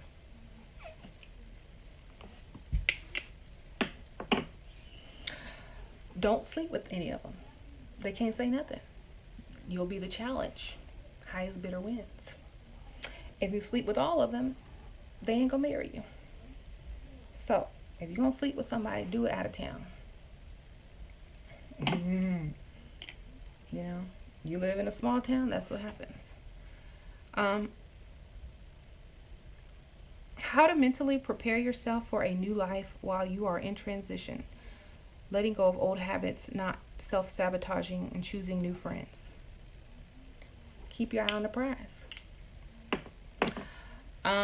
Make a plan. Make goals to reach. If you have a problem with self-sabotaging yourself, make sure you understand why you're doing what you're doing.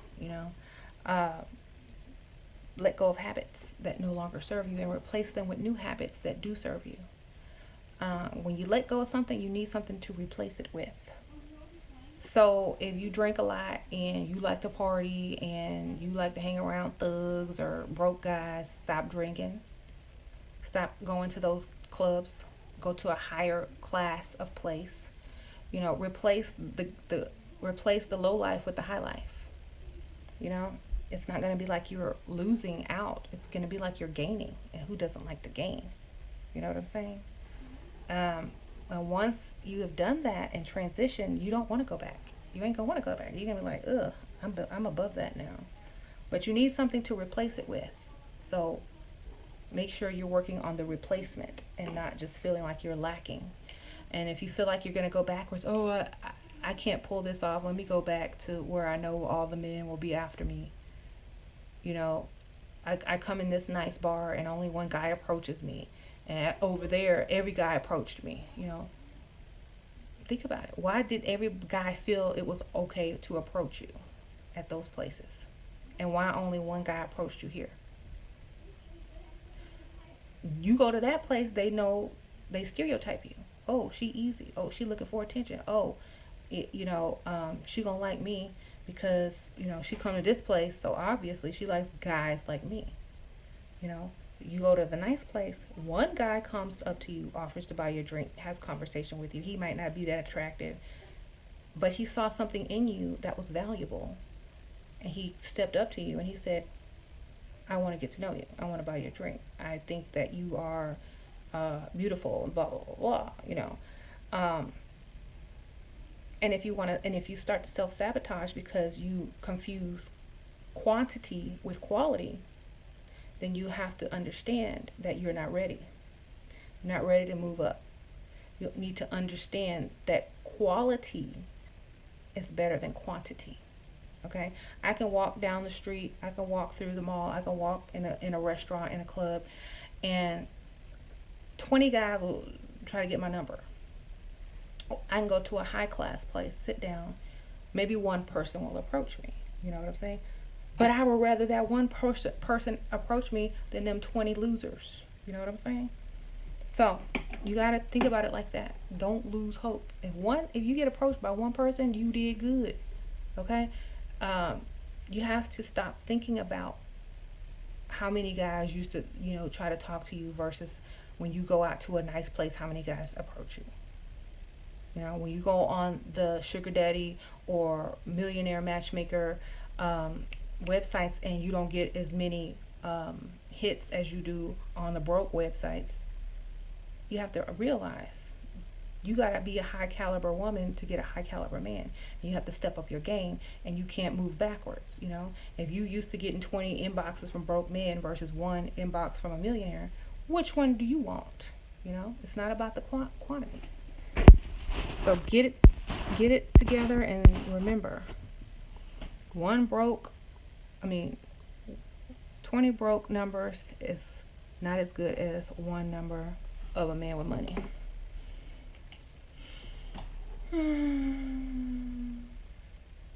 Okay.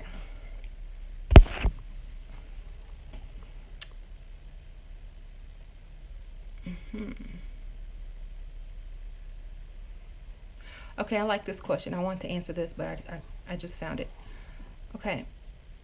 How do you attempt to execute your ideas when you don't have the means or the connections to execute them? How do you get into opportunities that are highly selective? So this could go for relationships or job opportunities or things like that. You don't have the means to do something, you got to find a way to get the means to do something, okay? Or you got to find a way to get around having means to do something. You got to put yourself in the environment. So for example, if there's a job you want, or if you want to own your own business but you don't have no startup money, go get some startup money. Find a way to get it, I have, sell something, put something up on eBay, sell some jewelry, get your startup money. Ask somebody for it. You don't have the means, get the means.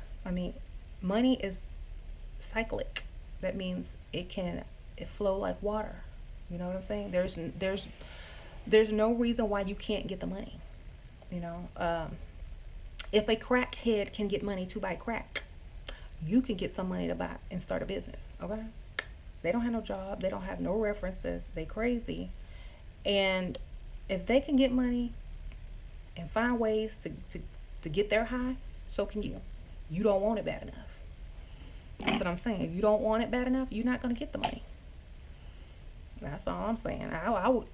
If I have an emergency, I'm getting that money. If I want something, I'm getting that money. I don't care how I'm going to get it, I'm going to get it. Okay? Legally still, But generally, you find a way to get the money, or you get somebody to sponsor you, or an investor. Let's say you want to start dating up and you don't have the money to buy the wardrobe or the makeup or to look decent enough to go hang out on a certain side of town to snag rich men. Start off online. Go to the Dollar Tree, get you some Dollar Tree makeup. Start off online. Look, they have Dollar Tree has upgraded their makeup. Look, y'all. And I bought this for my beauty channel to show the Dollar Tree has upgraded their makeup selection. They got nice packaging now. $3. You got bronzer, blush, and contour right here for $3. Okay, $3. You got lashes. Okay, you can do this for what? $5. That's all it takes. Okay, get online, do some makeup, take some pictures, get online. That's free. If they want to meet you, get on the app. What's your price? That means they will PayPal you before you even accept. Before you even meet them. So they put $100 in your account. You got money to get an Uber or a cab to meet them, or they can send you one. Ding, there you go. You're on a date and you only paid a few dollars for some makeup. When you buy clothes, buy classic clothes that never go out of style. Go to the thrift store. You know what I'm saying? Go find you a nice, cute wrap dress and some heels in a thrift store. And bam, there you go. You don't have an excuse. You only don't have enough drive. Okay? No drive. If you can't do it, that means you don't want it. I can do it. Look, I used to go out with my husband before we got married, and he lived on the whole different side of town than the place we used to hang out. And he was like, we're going here tonight. And I'm like, I'm not dressed for this. I'm not dressed. I need my makeup. He was like, just go to the store and buy something. I'm like, well, I can't because I don't have this and I don't have that. And so he would give me money to go buy whatever I wanted. You know what I'm saying? So you can get it that way too. Live on the totally opposite side of town, and you don't want to take the time the guy that you're with don't want you to run back and take the time to go drive and get dressed and then try to find your way back over there. He's gonna buy you some clothes. You know how many outfits I got out of my husband for that reason? I get a new outfit every week. Oh, I didn't bring no clothes. Don't bring clothes. I didn't bring no clothes. I didn't bring no shoes. I only bought these flip-flops. Well, I wanted to go out. I wanted to go, listen to live music. I wanted to go to this nice hotel club bar or whatever. Well, I'm not appropriate. Well, let's go to the store. Let's go buy something. I knew what I was doing. That's how you build your wardrobe. Huh.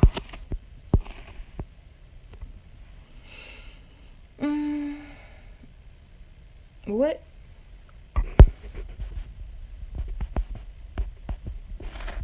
There's some guys in here that are saying, oh, that's why your husband cheats on you with online women. I don't know who we talking to, but 86% of men cheat. So poor or rich, married or single, they gonna cheat anyway. If you got the lifestyle that you want, that's all that really matters. You know what I'm saying? They can cheat all they want. I don't care. As long as I got my bills paid, my clothes, my jewelry, my hair, all that, I'm good. Like, I didn't marry you for your love anyways. You know what I'm saying?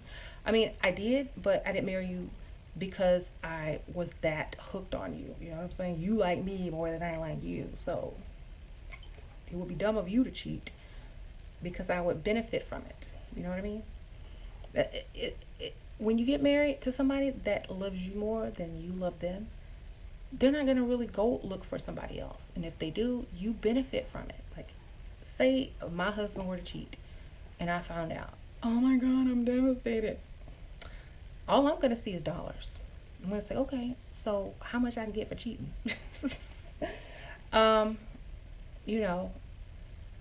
That's how I look at stuff. Everything I see has to make sense logically.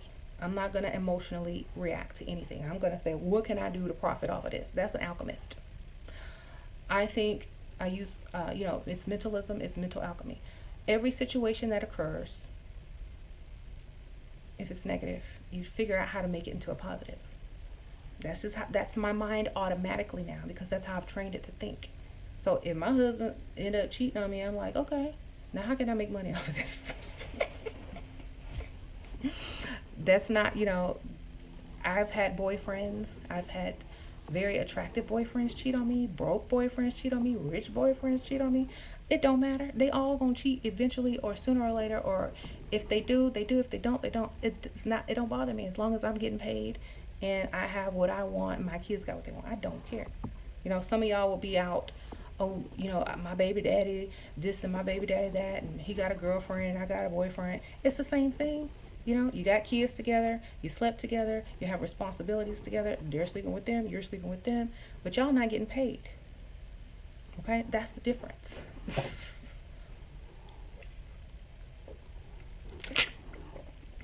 So,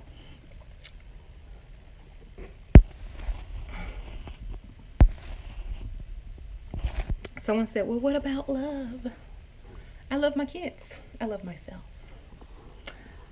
If someone cheats on me, why would I love them? You know what I'm saying? I love my husband and what he does. I love how he takes care of his family. I love the fact that he loves me. And that's great.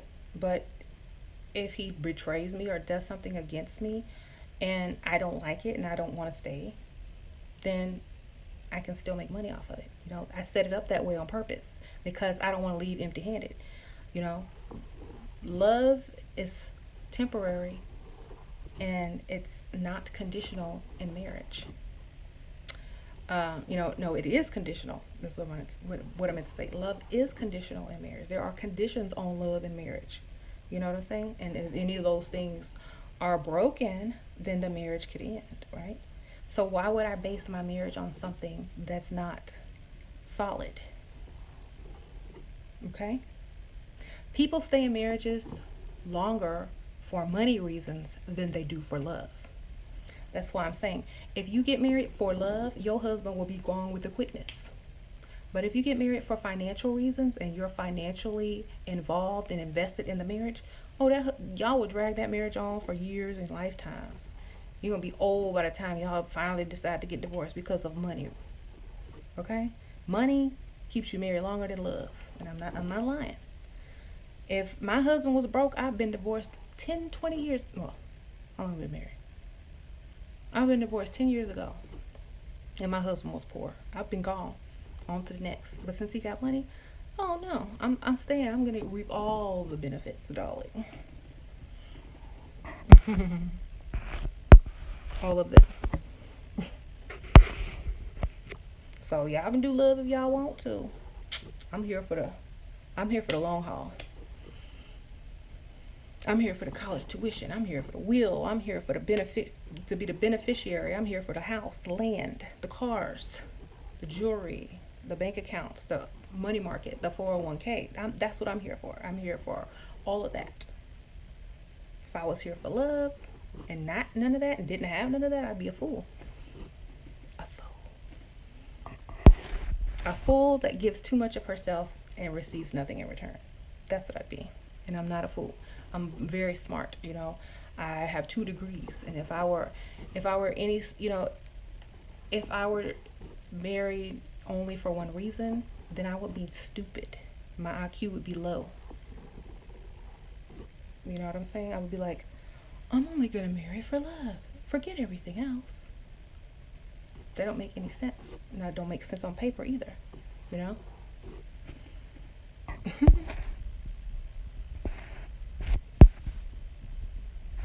So, I'm looking at these pictures. Okay, someone says, my boyfriend pays my bills, but I know I could upgrade. Should I stay because I love him? If you're not, stay with your boyfriend until you get ready to get married. Then go find a rich man to marry. You date the ones you love. You stay in relationships with the ones you love. And when it's time to get married, you go get the money. Okay? So, yeah, stay with your little boyfriend. Get all the good memories. Have fun. Be in love. Experience love. And then go get you a rich husband. That's what I suggest. It sounds harsh. It sounds cruel.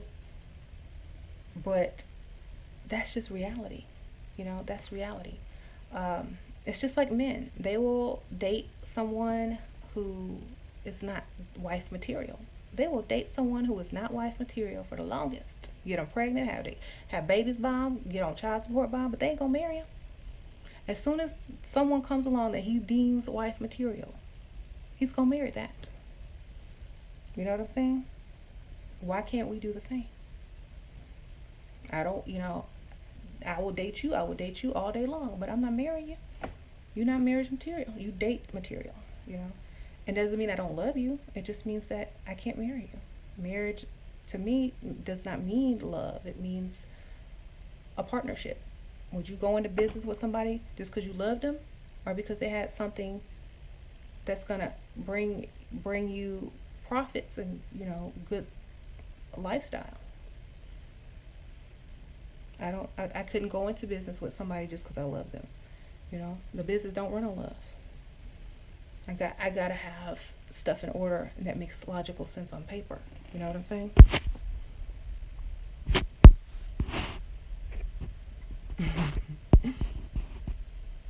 So it isn't wise for me to marry for love.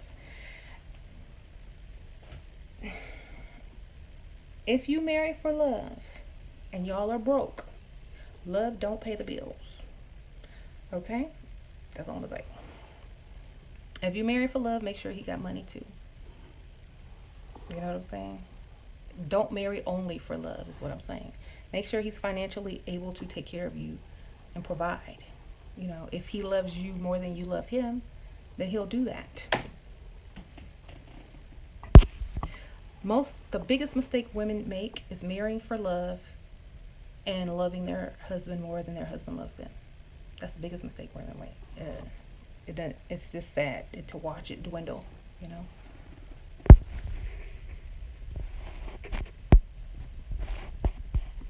Thank you.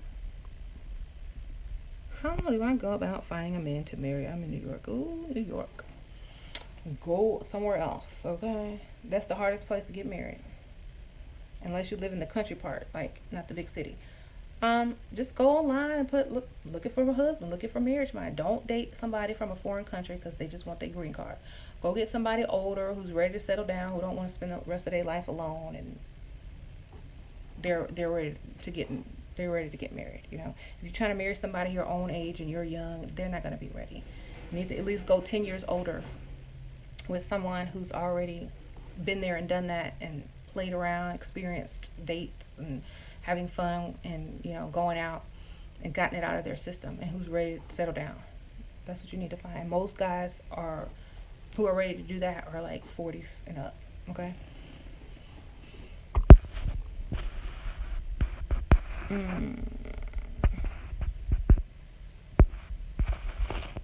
My husband is way older than me. But he doesn't look older than me. Like, I mean, he does look older than me, but he doesn't look his age. Like, because he's, you know, black don't crack. So people still think he's like in his 40s, but he's old. um, so I think he's like 20 something years older than me, but he doesn't look that much older than me.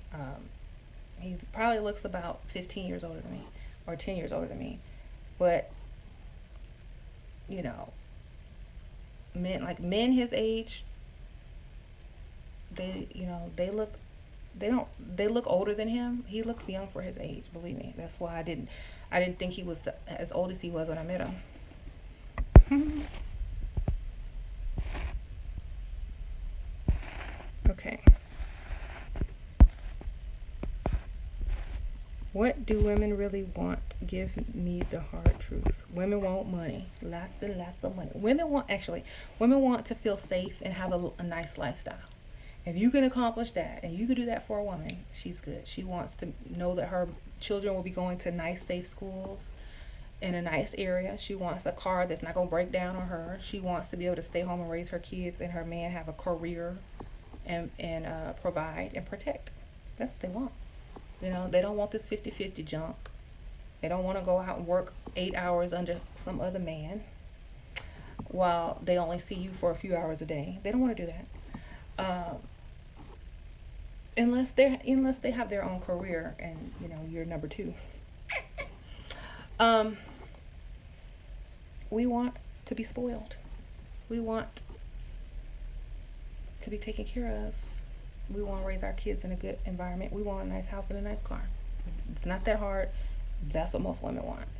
And, you know, love and faithfulness, a lot of women want that too, but they want the other stuff with it. So if you can pull it off and do everything, great, you're the perfect man.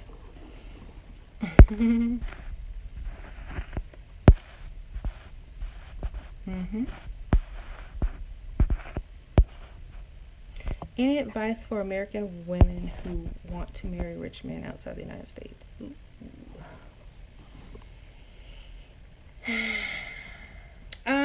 Go for countries that still, go to men in countries that are, you know, also wealthy.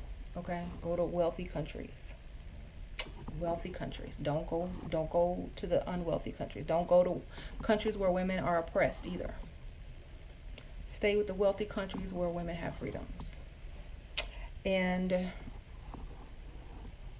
just say, hey, I want to get married.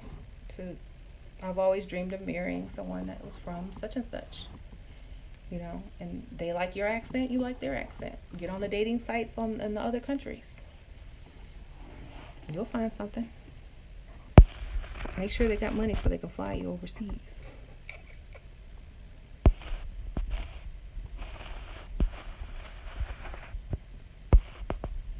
I have a friend who is never approached by men. Why?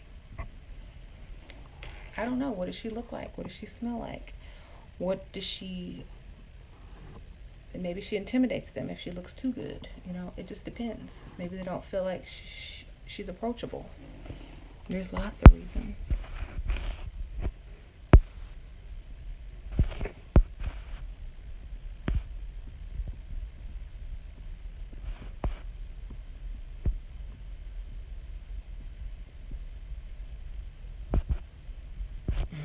I was reading some of these comments. Why do you want a rich man when you can be rich yourself? Even if I was rich, I would still want a rich man. Okay? It's not like I want a poor man. If I could be rich myself, I would still want a rich man. I don't want no broke man. Okay? I'm not Janet Jackson. Janet Jackson learned her lesson and she married a billionaire and got paid. Okay? I'm not finna downgrade because I have money. Okay, if I'm rich, you gotta be richer. I'm not marrying anybody that's poor, even if I'm poor. You know what I'm saying? That makes no sense. Yes, I can become a millionaire. Yes, I can be rich. Yes, I can be Oprah. Yes, I can do this. Yes, I can do that. Yes, I can do it. But even when I do it, I'm not gonna marry or be with somebody broke. I'm gonna be with somebody richer. I gotta go get a billionaire if I'm a millionaire. You know what I'm saying? I can't date a thousandaire if I'm a millionaire. I gotta go get a billionaire at that point. So it's about the power. Why do I want more power than the man that I'm gonna date? I'm the man at that point. I can't respect you and I can't get turned on by you if you're broke. That's just how it is. Can't do it. Even if I'm a millionaire, I still want a billionaire or a multi-millionaire. I can't do it. It won't click with me. You won't turn me on. You won't keep my attention. It's a power thing. It's not really about the money. It's the power that women like. Women like the power that comes with a rich man. Even if she's powerful, she wants a more powerful man. Unless she likes to control and dominate the man, then that's a different story. But as far as for me, I need a man. I need to feel like my man's powerful. I can't feel like I'm more powerful than my man.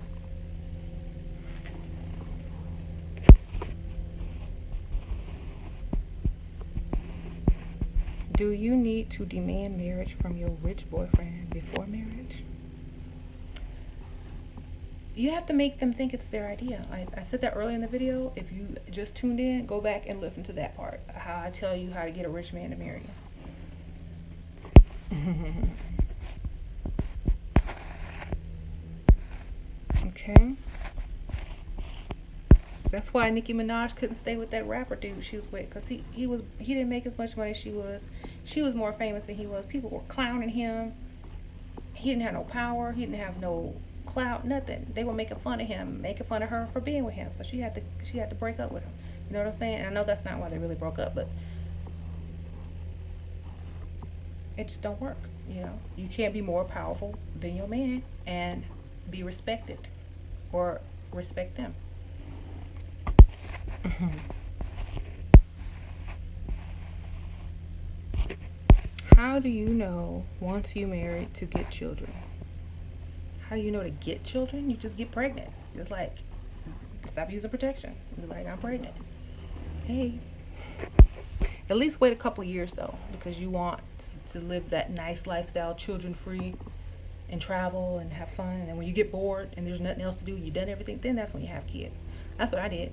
When we got married, we did everything. We traveled. We went to all these nice restaurants, went out, drank, blah, blah, blah, blah, blah, blah. Then when it was like everything was bored and settled down and all those feelings were like starting to settle, I was like, okay, it's time to get pregnant. Bring something new into the relationship. How do you know how wealthy a man is? Google, net worth, background check. They'll tell you where they work, how much their net worth is, they've been married, divorced, all that, background check.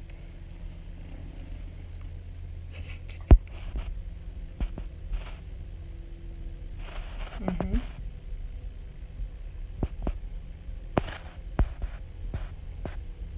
Okay. Stedman and Oprah is Oprah's slave. Notice she ain't never married Stedman.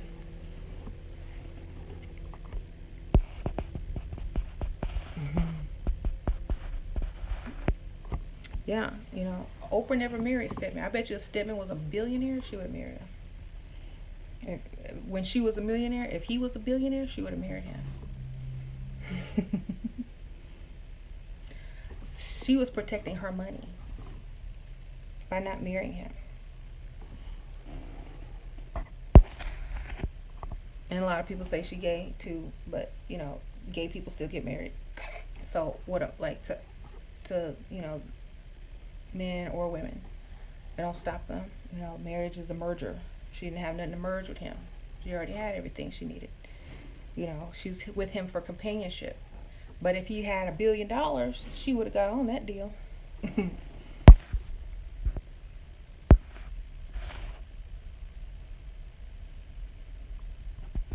My man takes care of me, but it's annoying as hell. What to do? Get a hobby.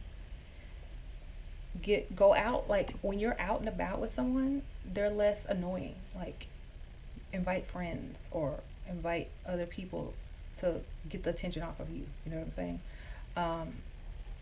Go to lots of public places. If he has to be all up on you. You know what I'm saying? Or find things to do where you can't talk to each other. Like, go to the movies. Go swim. You know what I'm saying? Go to places where you can't really talk too much. We can't annoy you.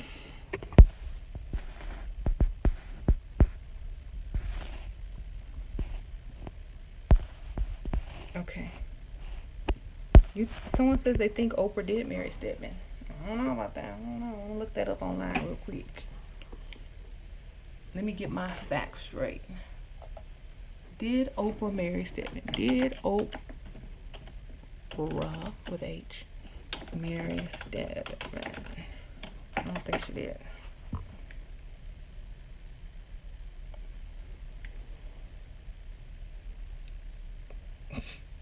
These are all like rumors though. It says rumors. Oh, Oprah Winfrey calls Stedman grand wedding rumors not true. And that's from E! Entertainment News. The moment he asked me to marry him, I was like, oh God, now actually, blah, blah, blah, blah, blah. It's saying that she didn't. So, if she did, it's in secret. If she didn't, add a now. Still a mystery. There's so many ups, like yes, and then there's so many no. E! News says no. So I guess she didn't marry him. And why would she marry him? Unless he had a prenup or something, I don't know, but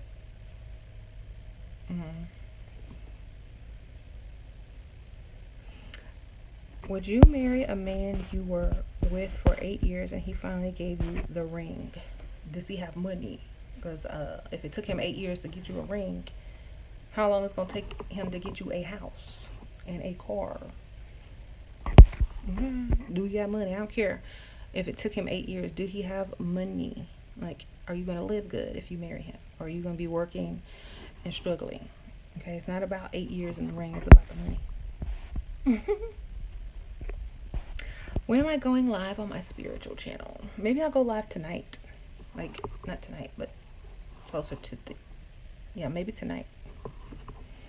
Maybe after 8 o'clock Central sometime. Where were you doing something important in those 8 years? Okay, somebody's asking.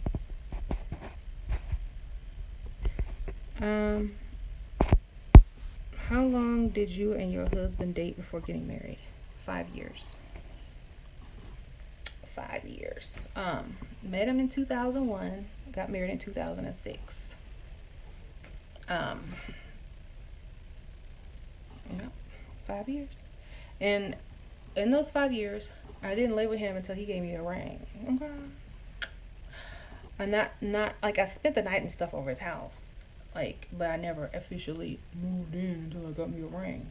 Okay. Because I felt like, first of all, it wasn't about the ring. I wanted some jewelry. And I was like, you know what? I'm going to use reverse psychology on him. I was always thinking, I was always a strategist. I'm like, you know what? If I tell him I want a ring and it's just a promise ring or a friendship ring or just a ring, he's not going to think anything of it. But if I put this ring on and people see us out, they're going to think we engaged. And then they're going to start saying, oh, y'all got engaged. Oh, you engaged. And then he's going to have to say yes. He's going to have to say, oh, yeah. He can't just say, oh, no, that's a promise ring. She's still on the market. He's going to claim you. He's going to like, yes. And then he's going to start planning and thinking that y'all are getting married. And before you know it, y'all going to start planning a wedding. You know what I'm saying? So it's important to get a ring because it leads to more. Even if it's just a promise ring, people gonna see it on your ring finger and they're gonna be like, oh, y'all got engaged. Oh, I'm so happy. You're not gonna want to disappoint them. The man is not gonna want to disappoint your parents. Oh, you got engaged. Oh, finally, you're gonna be you're gonna make an honest woman out of her. He can't say, no, man, that's just a promise ring. I don't really want your daughter yet. He go, oh, yes. Now he got to live up to all of that. Now he got to live up to it. And after everyone keeps mentioning it, they're going to be like, he's going to start thinking it. He's going to forget it's a promise ring. And he really going to think it's an engagement ring. He's going to be like, okay, well, now I'm engaged. Well, that's my fiance. You know? Level up by any means necessary.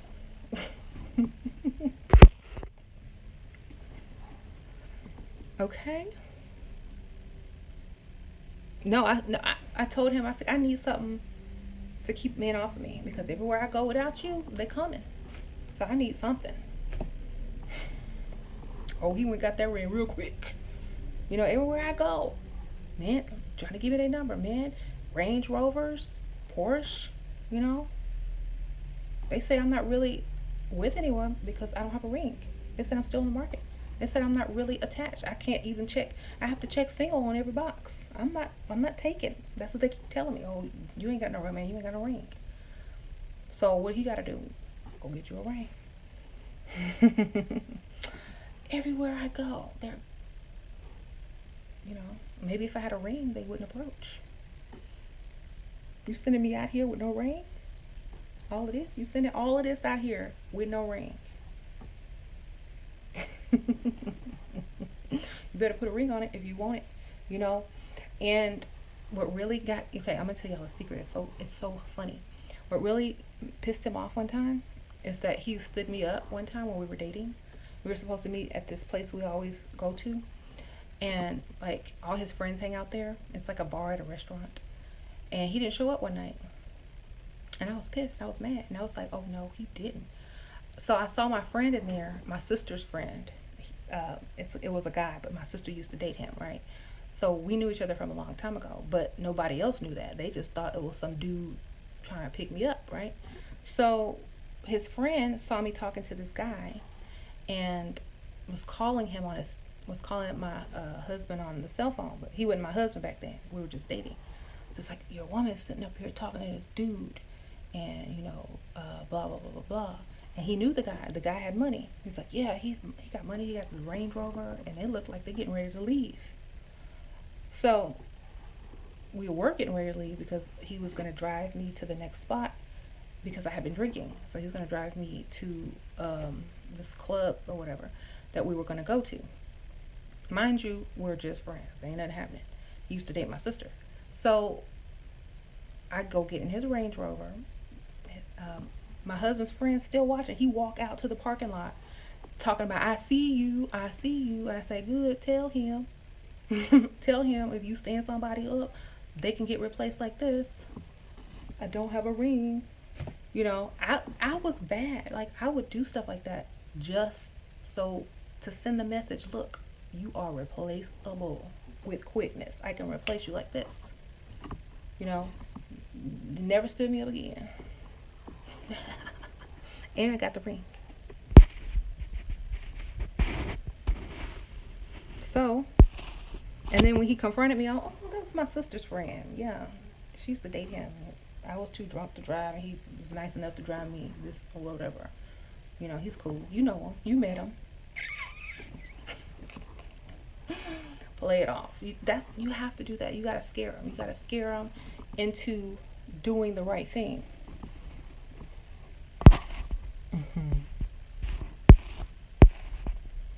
This is why men cheat. Y'all act like women don't cheat. Let me tell you something. A man can cheat 5 times and a woman will still take him back because of what he's doing for her. But let a woman cheat on a man, he gonna think the world just ended. He gonna be crushed, sad, crying in the fetal position if he thinks his woman cheated on him in one time. Okay, so when guys talk about, oh, that's why men cheat. Oh, we already know that. We know men cheat, 86% of them. That's why your woman cheat and you never know. You will never find out unless they want you to know. Okay, so that's why women cheat, because they can, and they can get away with it. And they will never admit to it unless they are willing to let you go forever. And if they do admit to it and they're not ready to let you go, they made a mistake and they're dumb. If you cheat on your man and he asks you to confess, never confess. They don't want to hear the truth. Believe me. Keep denying it and deny it. I didn't do it. Deny. Never tell a man you cheated on them and expect them to stay with you. Okay? Or treat you the same. Don't do it. It's not like, they're not like women. They don't forgive you like. Y'all, somebody was calling me. Don't call me. Yeah, somebody called me on the phone. Yeah, ladies, I don't care if you cheated on him and you wanted to get him back and you did, good. You got him back.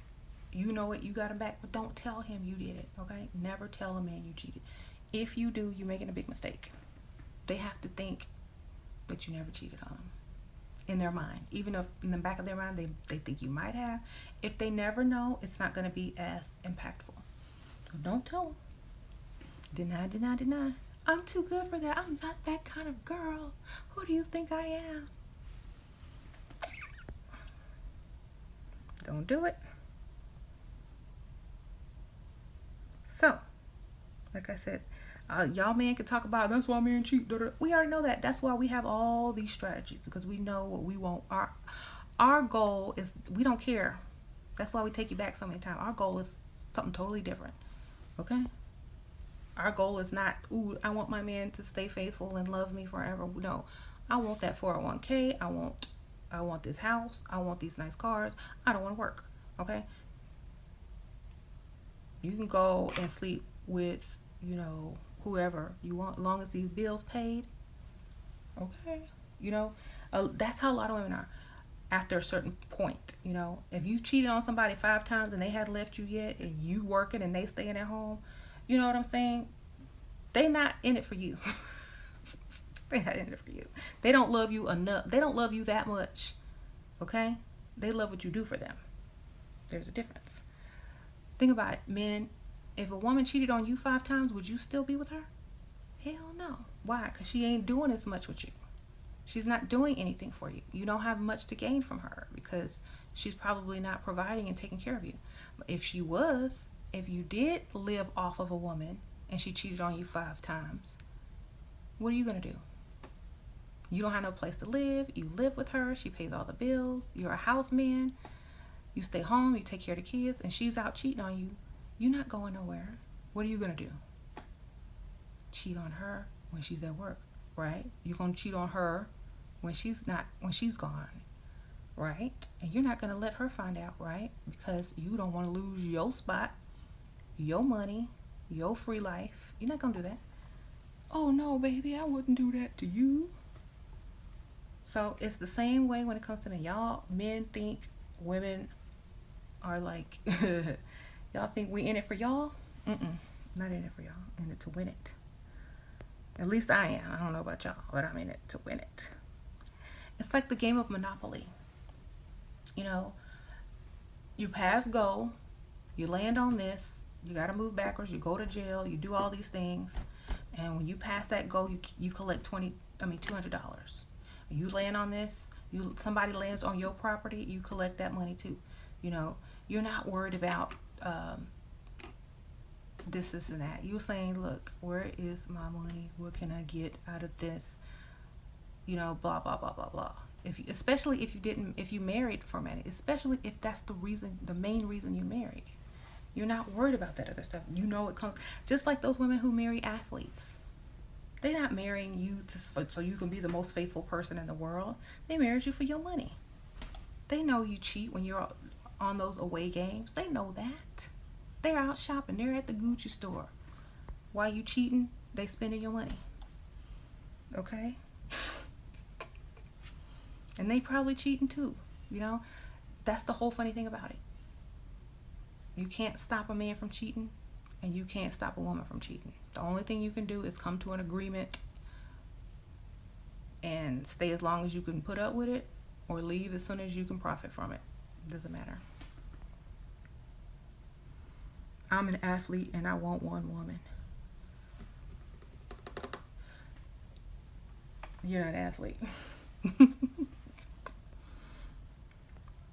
Soccer don't count. Unless you play for a major league, okay? Unless you play for a major. Playing in your neighborhood don't count. Playing on a minor league don't count. Playing outside at your park don't count. Being an ex-athlete who don't have no money don't count. If you coach in high school and lost all your fortune, it don't count. You're not an athlete. I'm a professional kickboxer. Do you make millions of dollars? You have a salary that can sustain a lifestyle that a woman likes.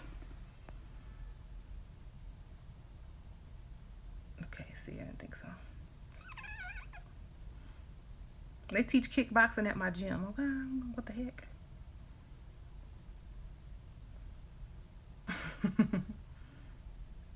How do you date generous men in Sweden? I don't know about Sweden, child. People say it's 50-50 over there. Go find you the ugliest man with the most money. They might go 70-30 for you. Go find you an ugly old man. They will pay it all because they'll be lucky to be with you. Okay? If you live in a 50-50 country, you got to sacrifice something. Okay? Look, all the women gonna catch on. They like, ooh, she with that old man, and he didn't ask her to pay half the check. Let me go get me an old man, or let me go get me an ugly man. Like, if you're in Sweden and you see someone that you know nobody wants, go get him. He ain't gonna make you pay half. I promise you.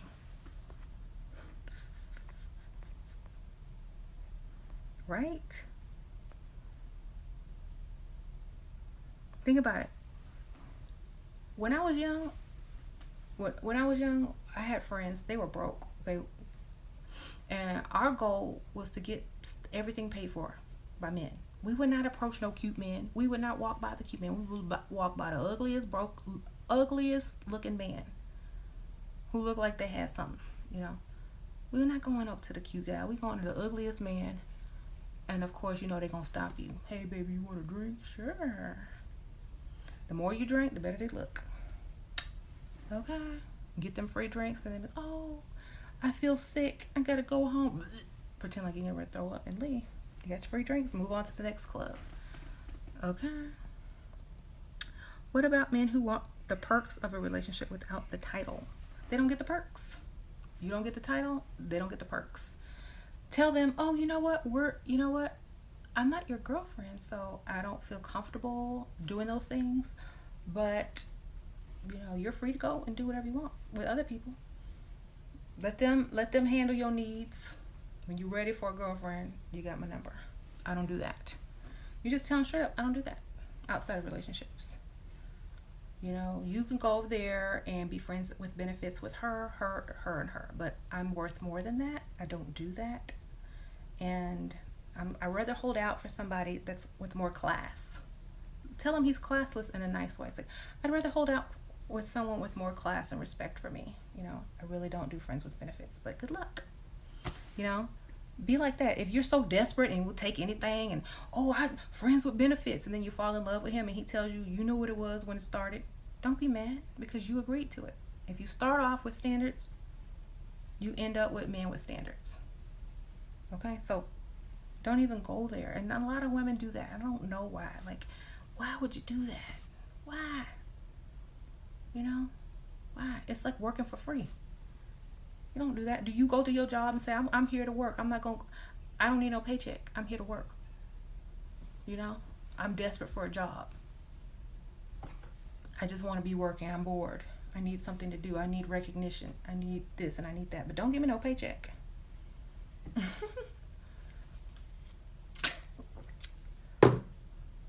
It's dumb. Don't do it. Ladies, if you're sleeping with a man who does not do anything for you, give you anything, do nothing in exchange for it, you're getting played. Played.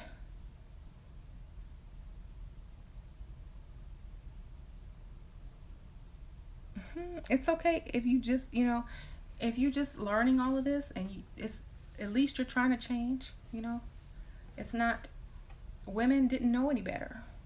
We've been taught to give stuff away for free, to take the least, to put ourselves last, to take anything, But why? When we don't do that with everything else in life. I said this before. You don't do that on your job. You don't do that with your clothes. You don't do that with appearance. You don't do that with business. You don't do that with school. Why do you do it with a relationship? It makes no sense. You do everything right. And then when it comes to a relationship, you do it wrong. It's like, no. If you are in my presence and taking up my time, I'm getting compensated. That's just it. If you're going to, if I'm going to do this and that with you, I'm going to need to be compensated for my time and energy. You know what I'm saying? If I'm going to, be in a relationship with you, I need to benefit from it. Otherwise, I can be single. So if I'm going to be in a partnership at a company, I'm going to need to make some profit. If I'm going to be, if I'm going to work at somebody's job, I'm going to need a paycheck. I'm not going to be in somebody's relationship and not have not anything to show for it at the end of the day. I'm just like, if you break up with me or I break up with you in a relationship, I'm going to leave with something, okay? Something more than what I came in with. I'm going to leave with jewelry. I'm going to leave with all the gifts you bought me for birthdays and holidays. I'm going to leave with a bunch of savings in my account because you've been paying my bills and I've been saving my own money. I'm going to leave with more than I came in with. And if I can't do that, I'm not going to be with you. You know what I'm saying? So that's what it's all about, especially when you're older. When you're young, you can date for fun, whatever. Leave with memories. And after you get tired of leaving with memories, you're going to start getting stuff. Okay? I have a lot of memories, but I got more of this now because I got smarter. I got a list of good fun memories with my exes.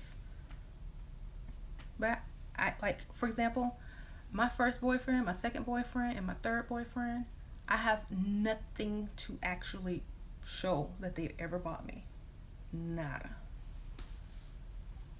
Nothing. All I got is memories. But I got a deed now. I got a title. I got I got a lot of stuff now, okay? Why? Because I wised up and I'm not stupid. And I feel like a lot of you women don't have anything to show for all the crap that you've put up with, all the pain that you've gone through. You don't have nothing to show. You might even be in debt behind it. Mm-hmm.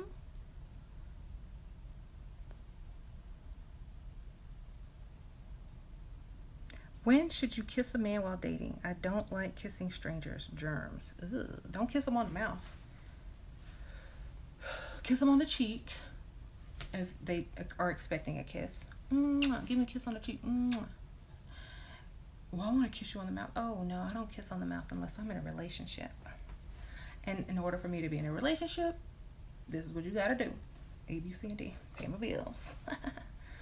You know? I need you to pay these bills if you want to be in this relationship, if you want these kisses. But you can, like, kiss on the cheek, give them hugs, get close to them, make them want the kiss, make them want to move to the next level. I want the relationship, I want the money, I want you paying my bills, then you can get these lips,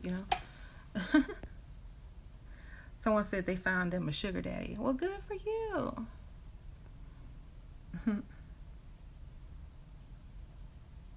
My boyfriend bought me a fake ring. Oh, Lord. Fake ring. That means he got fake love and fake money.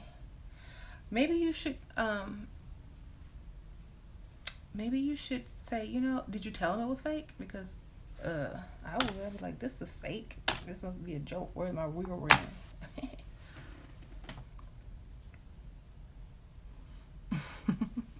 Someone said buy him a fake vagina. They sell those now. Oh my gosh. Oh no, my husband, when he gave me my ring, he gave me the paperwork with it. Okay, I know my ring real. He gave me the paperwork and everything. Like, I got the contract paperwork, where he bought it from, the value of it, all that. If he can't give you that,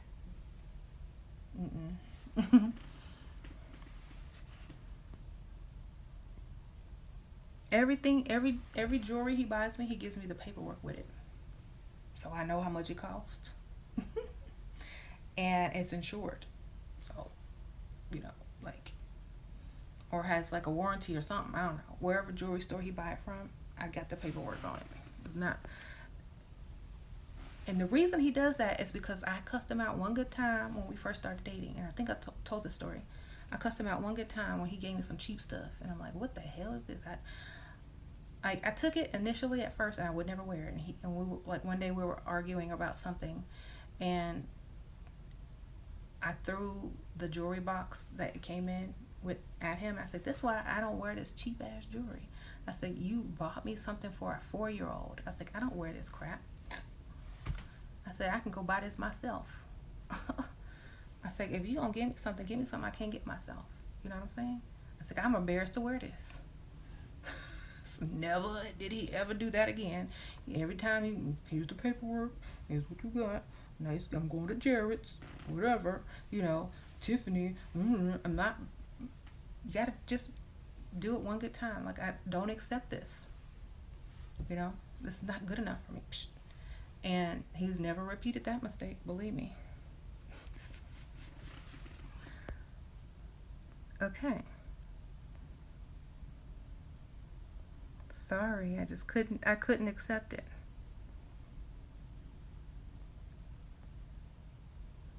Because, like, when you're arguing, you don't, you're emotional. You don't hold back. And this was now, I was like 23 or 24.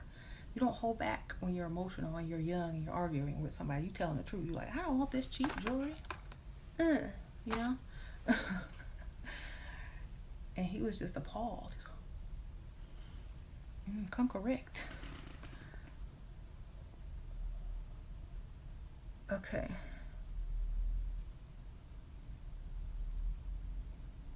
A well-paid man I'm dating is taking me to Harrods tomorrow, which is like Saks Avenue, for dinner. How do I get him to buy me a nice handbag?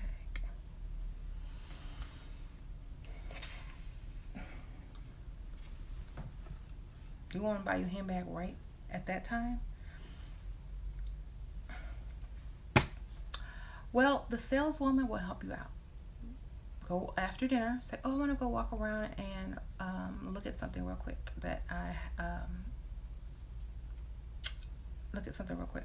Walk over to the handbags, ask the sales lady, can you show me this? And she's going to take it out and let you see it and let you hold it and touch it and try it on and look in the mirror with it with your man.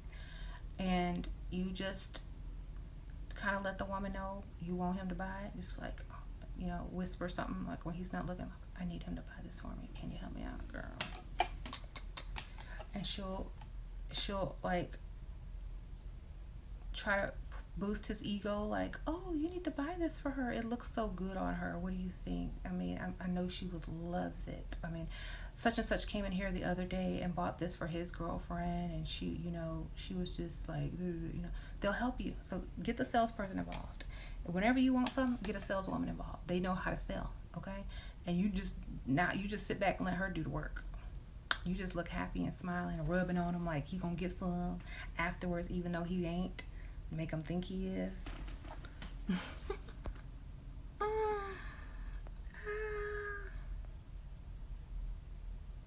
Is it okay to date a MGTOW man?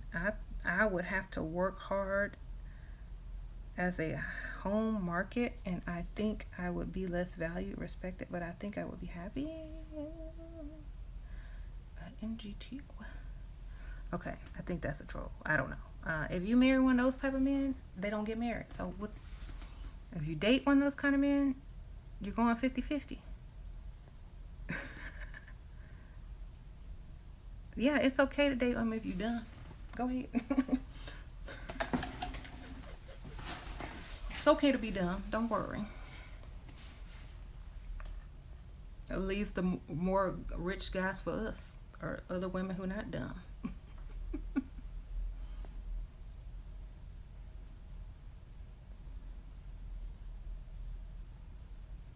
Okay. Let's see. I'm about to get off in 10 minutes, so y'all better ask me whatever y'all need. Baby daddy will not commit because he don't have to. I keep telling y'all, why would somebody commit to you when they already done everything that a husband and a wife do? It's like saying let's go on vacation when you live in the Bahamas. Let's go to the beach when you live in the Bahamas. Okay. I don't want to go to the beach. I live on the beach. I live in the Bahamas. Why do I need to go to the beach in Florida? That's the same thing. You're already married, basically, except you don't have no contract or no rings.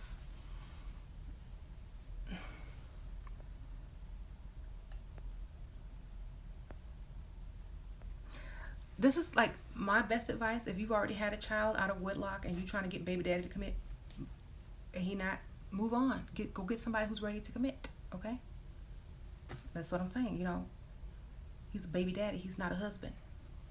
Go find a husband. He's already gotten everything that a husband gets out of a wife. He don't need to marry you. Go find someone who hasn't gotten everything out of you and is husband material.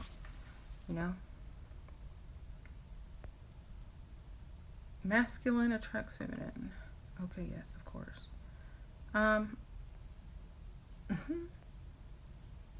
And I know a lot. Okay, too many women. This is my last point to make. And if you are not in this situation yet, do not get in it. Okay.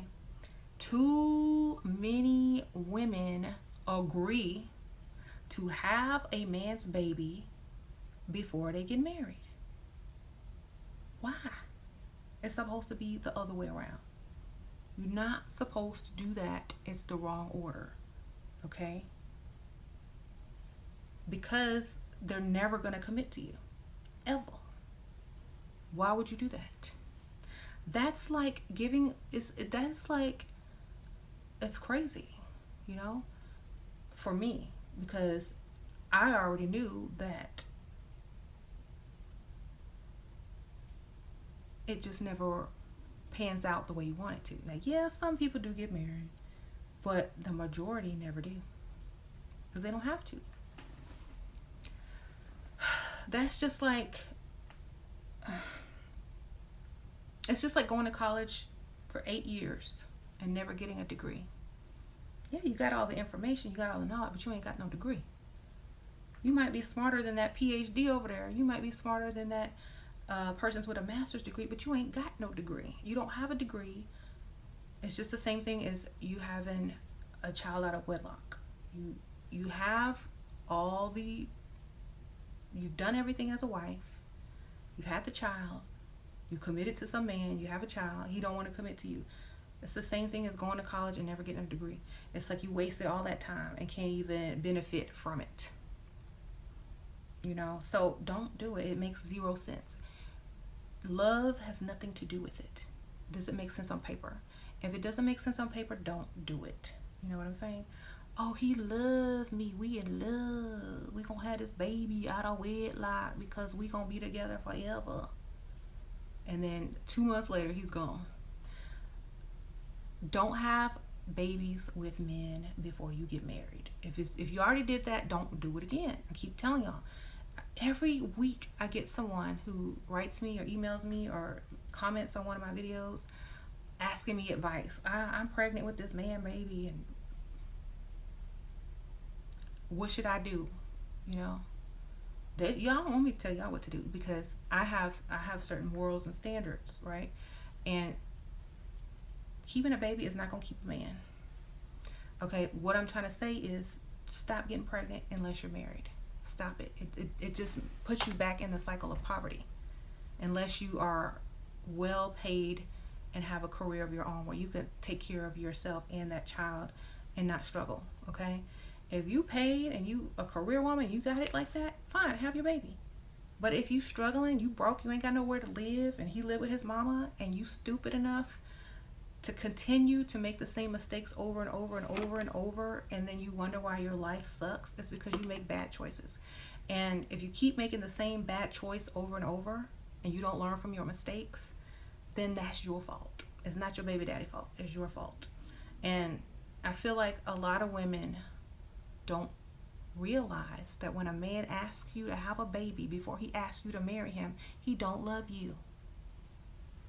He don't love you. He's trying to trap you. He don't love you. Okay?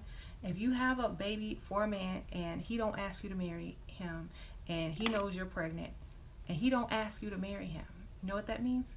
He ain't gonna marry you, or he don't want to marry you. This wasn't the plan. You know what I'm saying? Now he feels trapped.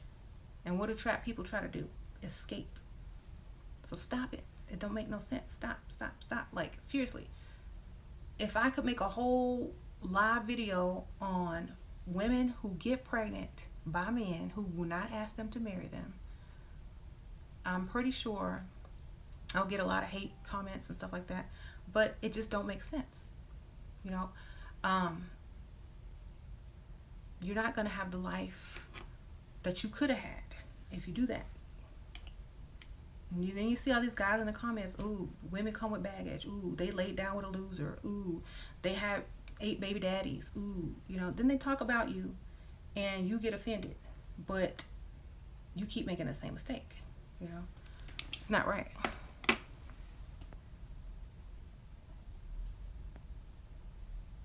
And sadly, like, some of these women will have babies by these men to try to keep them, and the man will eventually leave. Then the woman will resent the child and abuse the child and treat the child bad and want to give the child away, leave the child with the grandma, leave, you know, and it's just not good. Okay, it doesn't work out. Just don't even do it. Like, don't even do it, you know. Oh, but he said he wants this baby. Well,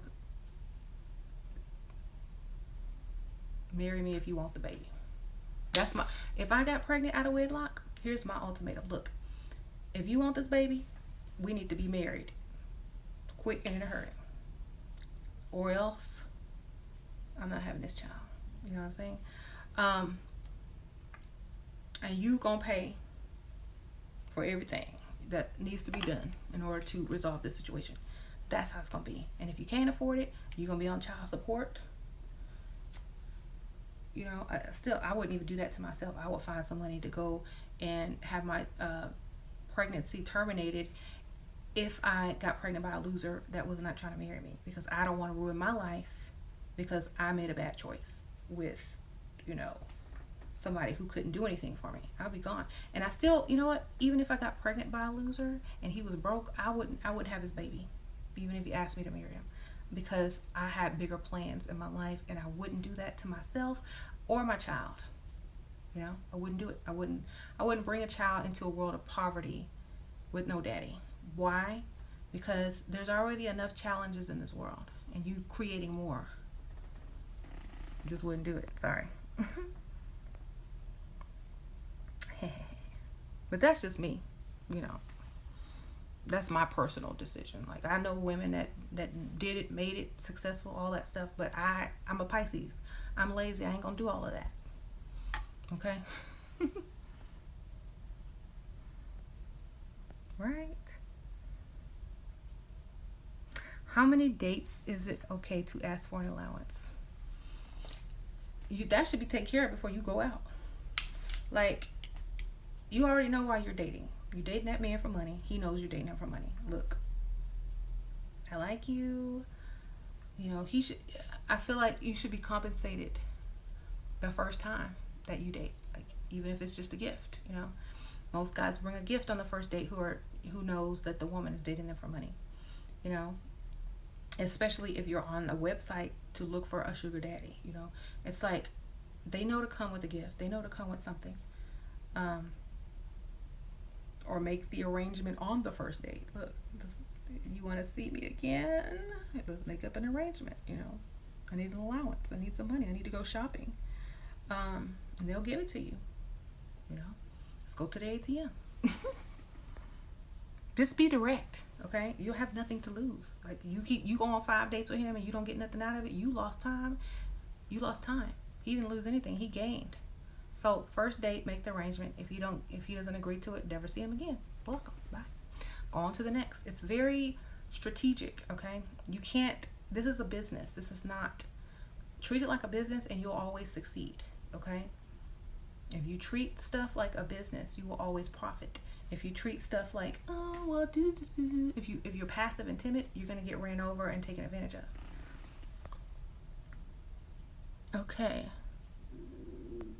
Oh my gosh, it is almost 5 o'clock and I gotta go soon. So what is my spiritual views on abortion? My spiritual views on abortion is, okay, first of all, it depends, okay?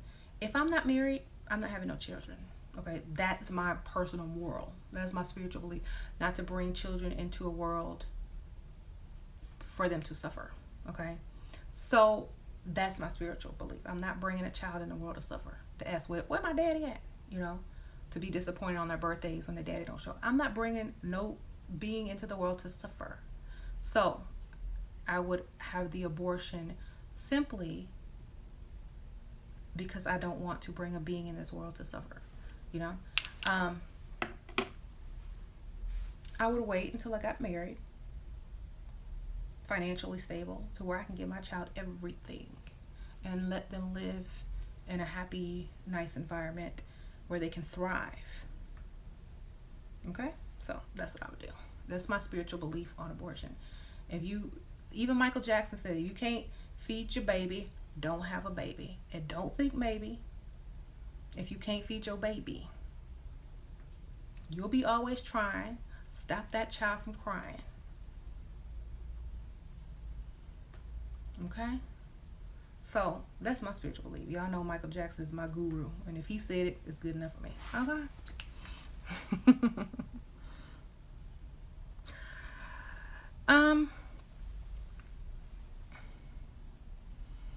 If someone cheated on me, I would go shopping and go on vacation with their credit cards. Yeah, that's what most people do that marry rich guys and or dating rich guys and they find out they got cheated on. That's gift time. Because okay, let me tell you a funny story. This lady I know, she dated some rich guy. She found out he cheated on her, but he liked her. Like she was the main chick, right? And so I was like, so what'd you do? She said, I got plastic surgery out of it, girl. I got my butt done. I got a liposuction. I got tummy tuck. I got a new car. I'm like, she said, you need to cheat more often. I'm like, okay. You know, you came up.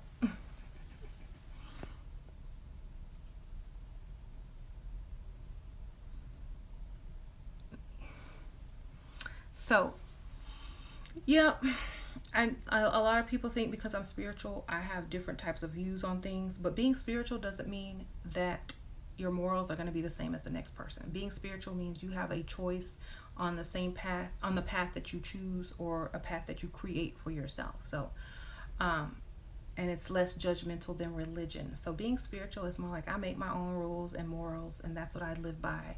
And that's why I have the life that I have, because I didn't go by some, you know, set of standards or set of rules or things like that. I made my own, which is why I can do what I do, you know. I know a lot of people might not agree with that, and they might go, oh my God. But that's just my personal belief, and it has nothing to do with what you do or what you choose to do. I'm just saying that's what I would do, you know, because of those reasons. But that's it, you know. That's it. Okay. And you know, a lot of people will fake and pretend, oh, they don't believe in abortion, and then they'll be mad about their pregnancy and talk about their loser baby daddy, and then oh, I had a miscarriage. Oh, really? You did? Mm-hmm. Side eye. Side eye. Oh, you did, huh? Yeah, that's what they call it now, huh? They calling it a miscarriage now. Okay, so don't let them spiritual people fool you either. They be on it too. They're like, oh, I don't believe in that. Oh, I'm pregnant. Oh, I had a miscarriage. Because you know they having problems with their man. Their man don't want the baby. They spiritual. They can't. Oh, I can't say. Oh, I had a miscarriage. Okay, whatever you say. Problem solved. Still, whatever.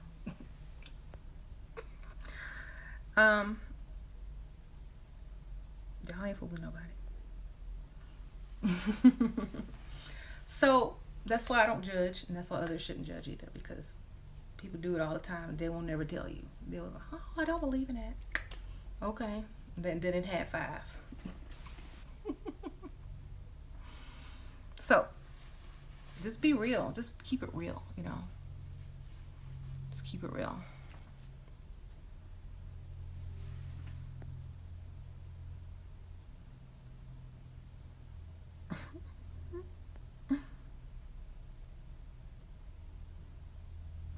Please share the lipstick in line. You like the lip dip? Let me go see if I can find it. Oh, let me see if I can find it. I'm gonna bring y'all with me. It's in my makeup table over here, y'all. I have a rolling chair so I can roll on over here. Okay, I'm gonna show y'all. Those who are interested in my makeup routine. Okay, where is this at? Okay. Okay, so the liner is not really a liner. It's a liquid lipstick that I use like a liner. I just put this on first, like around my lip. And this is Kat Von D. And the color Damned, like damned. Okay, that's what's up here. And then I like did an ombre with this red by Too Faced. It's Melted Matte, and it's called Lady Balls. Like if a woman had balls, it's called Lady Balls. And it is this red color, and it's matte. This is matte too. This is really dark. It's almost like a dark maroon colored. And this is really, really red. So I mixed these two together like an ombre. Yes! And it looks like this. And that's what I got. I'm scooting back. Got me a new chair. Yes, that lipstick is kind of expensive. So I got it at Sephora.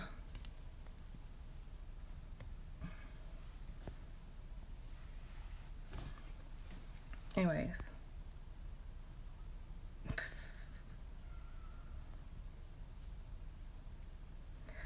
If they wanted to know what lipstick you wear, they go to a strip club and ask. Oh, really? Um,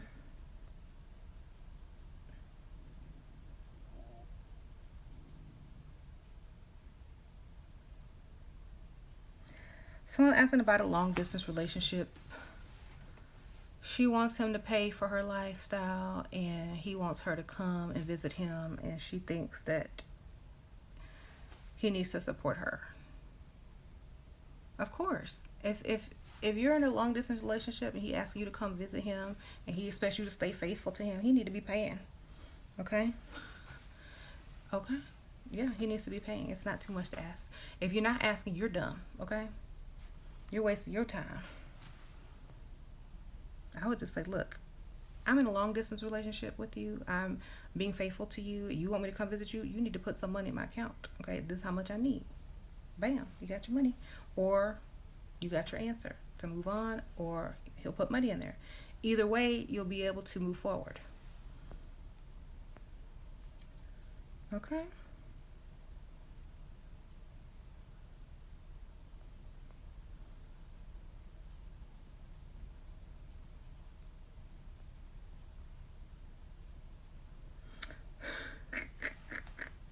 Somebody said they was on a low carb diet and they was watching my video and they went to Dunkin' Donuts and got some donut. What? Well, you can always start back again tomorrow, girl. Eat them donuts.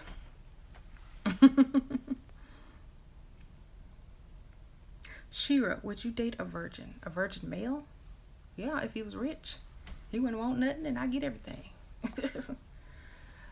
Y'all keep asking me, would I date this? Would I date that? If he rich, yes, I will date that. Virgin, shorty, whatever. As long as he got some money, I'm good. But I'm married, so I can't really date right now. But if I was single,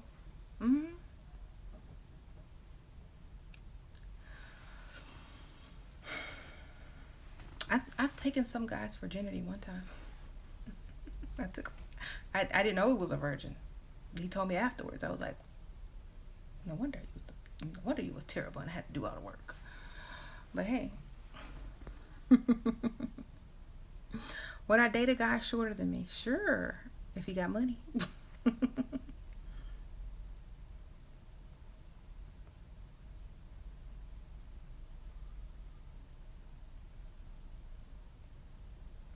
What about a dude that was rich but was dominating and controlling in bed?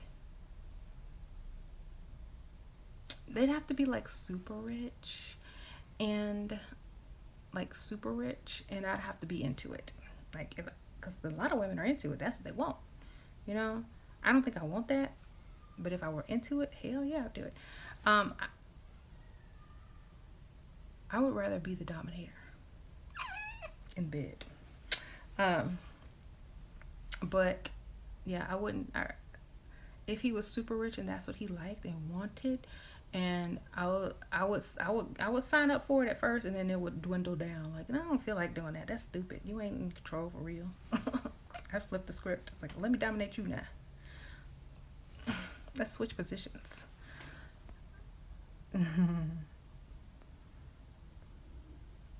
How tall are you? I'm 5'9". 5'9". And when I wear heels, I'm 6'3" or 6'2". I need a man that's tall, or I have to wear flats. Or I need a short man that's rich and don't care. My husband is like 5'11", so he's taller than me, but when I wear heels, I'm taller than him.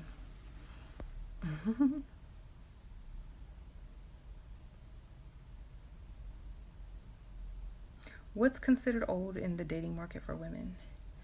It just depends on how you look. Like, if you don't look old and you look good, you know, you're good. But if you look old and I feel like guys won't date anybody over, like, most men who are looking for like a serious relationship or a fling or something, they're not gonna date a certain age of women over like um they might do mid 30s if they're older. Like if they're in their 50s or something, they'll 30 is young to them. Like 30 something is young, but most of the time when women are over 40, it's like they'll glance at your profile online. They'll be like, "Let me see if she look good for her age." You know, if she looks good for her age, then they'll date. If she looks younger than 40 but is 40, they'll still date her. But if she look 40 and she's 40, they're gonna have to be like 60 and 70. You know what I'm saying? So it just all depends. It just all depends. It just all depends on their taste in the women and what they're looking for. Blah blah blah blah blah.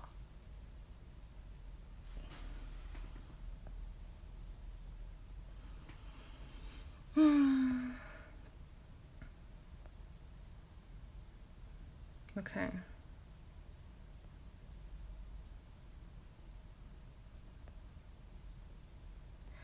Yeah, someone said, "Wow, you wear heels?" Yeah, I used to wear heels. I was like, when I used to go out when I was single, I would wear heels all the time. Like, I would be very tall, and that's why I got approached a lot by athletes because they were already tall, and I wasn't tall to them. You know, so when I would go out to the club, like basketball players would approach me, tall people, football players, and stuff like that because I was tall, and then I had on them heels. So plus, broke men, little short men, they were, the short man who had money would approach. They were like, "Hey, baby, I like you. You tall glass of water," you know. So you know which ones had money because they would approach. Other guys would be like, "Ooh, she too tall," "Ooh, no," But if you was an athlete and you was 6'5" and up, I was short.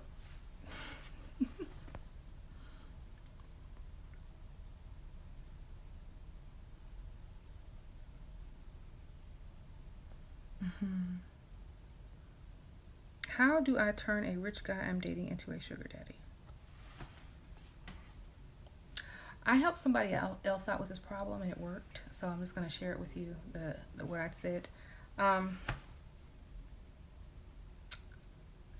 Come up with a fake emergency. Come up with a reason why you have to go get a night job at a cocktail bar and wear a skimpy outfit to earn extra money.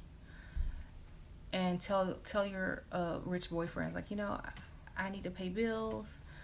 I need more income. I got to go get a second job at night, so I'm not going to be able to see you on the weekends. I'm going to be working at this bar, lounge, whatever, and they want me to wear like shorts and fishnets and all this and heels and stuff. So my feet are going to be hurt. I'm going to be tired. So I'm only going to be able to see you like this, you know, maybe 2 days a week now because I'm going to be busting my butt trying to get some extra money. He's like, "What?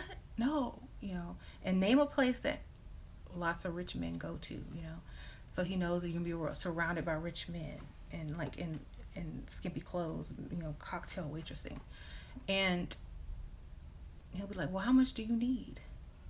I don't want you to have to go work in some place like that. How much do you need?"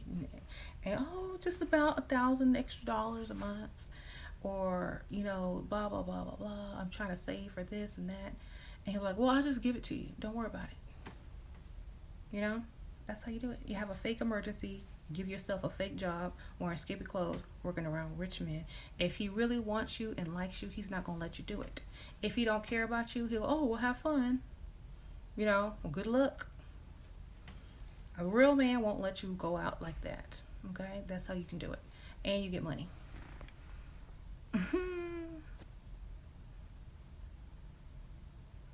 Yeah, I'm a liar. I don't care. I still got what I want.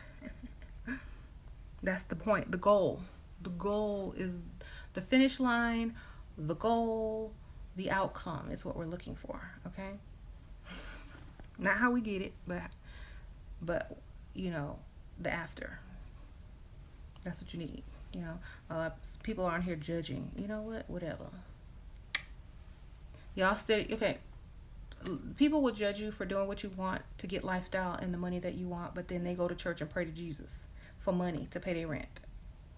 And then they put money in the basket to the pastor who's going to the strip club and giving that money, Jesus money, to the stripper. And y'all talk about the stripper, but the stripper got your dollar in her drawers. Okay, so shut up.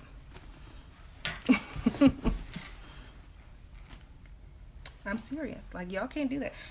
When y'all try to judge, y'all just get played. Y'all just get played because your church money that you put in the basket is in a stripper's G-string, and she going and paying to get her nails did or whatever with your money.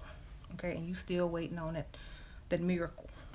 Okay, meanwhile she's living the life that you praying for. Now shut up. I was talking to a troll. Y'all know I gotta get them.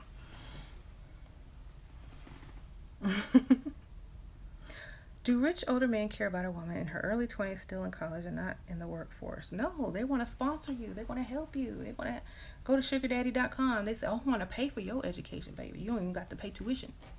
It's like, I saw a profile that said, I want to help a young lady who is in college or starting out to help her either start a business or pay for her tuition. That was their words. So yeah, there are guys out there who want to pay your tuition in exchange for time and dates and stuff like that. Yeah. So.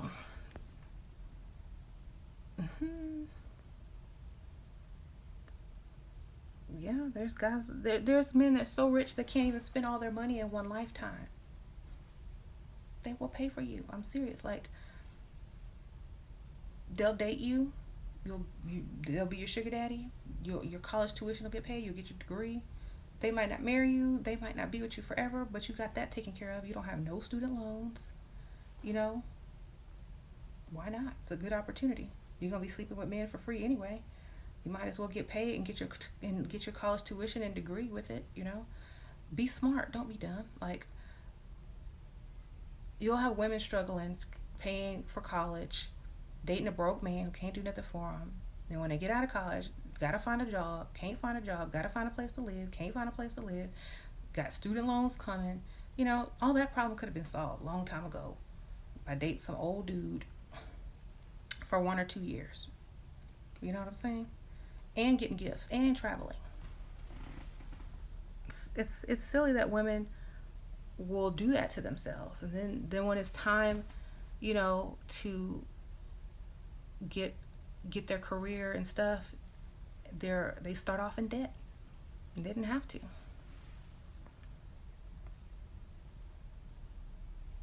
Mm-hmm.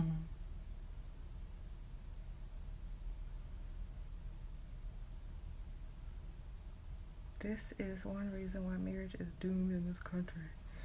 Marriage is not doomed. I'm married. I've been married for a long time. Don't plan on divorcing. It's not doomed. It's only doomed if you go in it for stupid reasons, which is like reasons that can't benefit you. Now that's a stupid reason. If you're married and you're not benefiting from your marriage, then you're married for a stupid reason.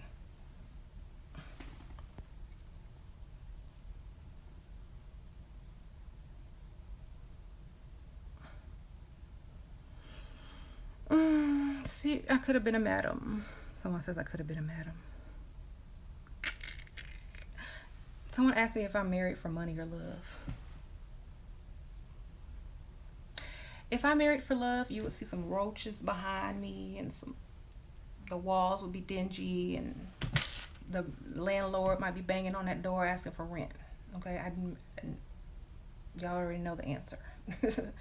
Why would you ask me that? I love my husband, but I did not marry for love. That's not the reason I got married. I married my husband. Okay, y'all. Got interrupted again. That means it's time for me to go. Okay, I gotta go. People keep calling my phone. Okay, they want to talk to me. I didn't insult virgins. I just said I took someone's virginity when I was young.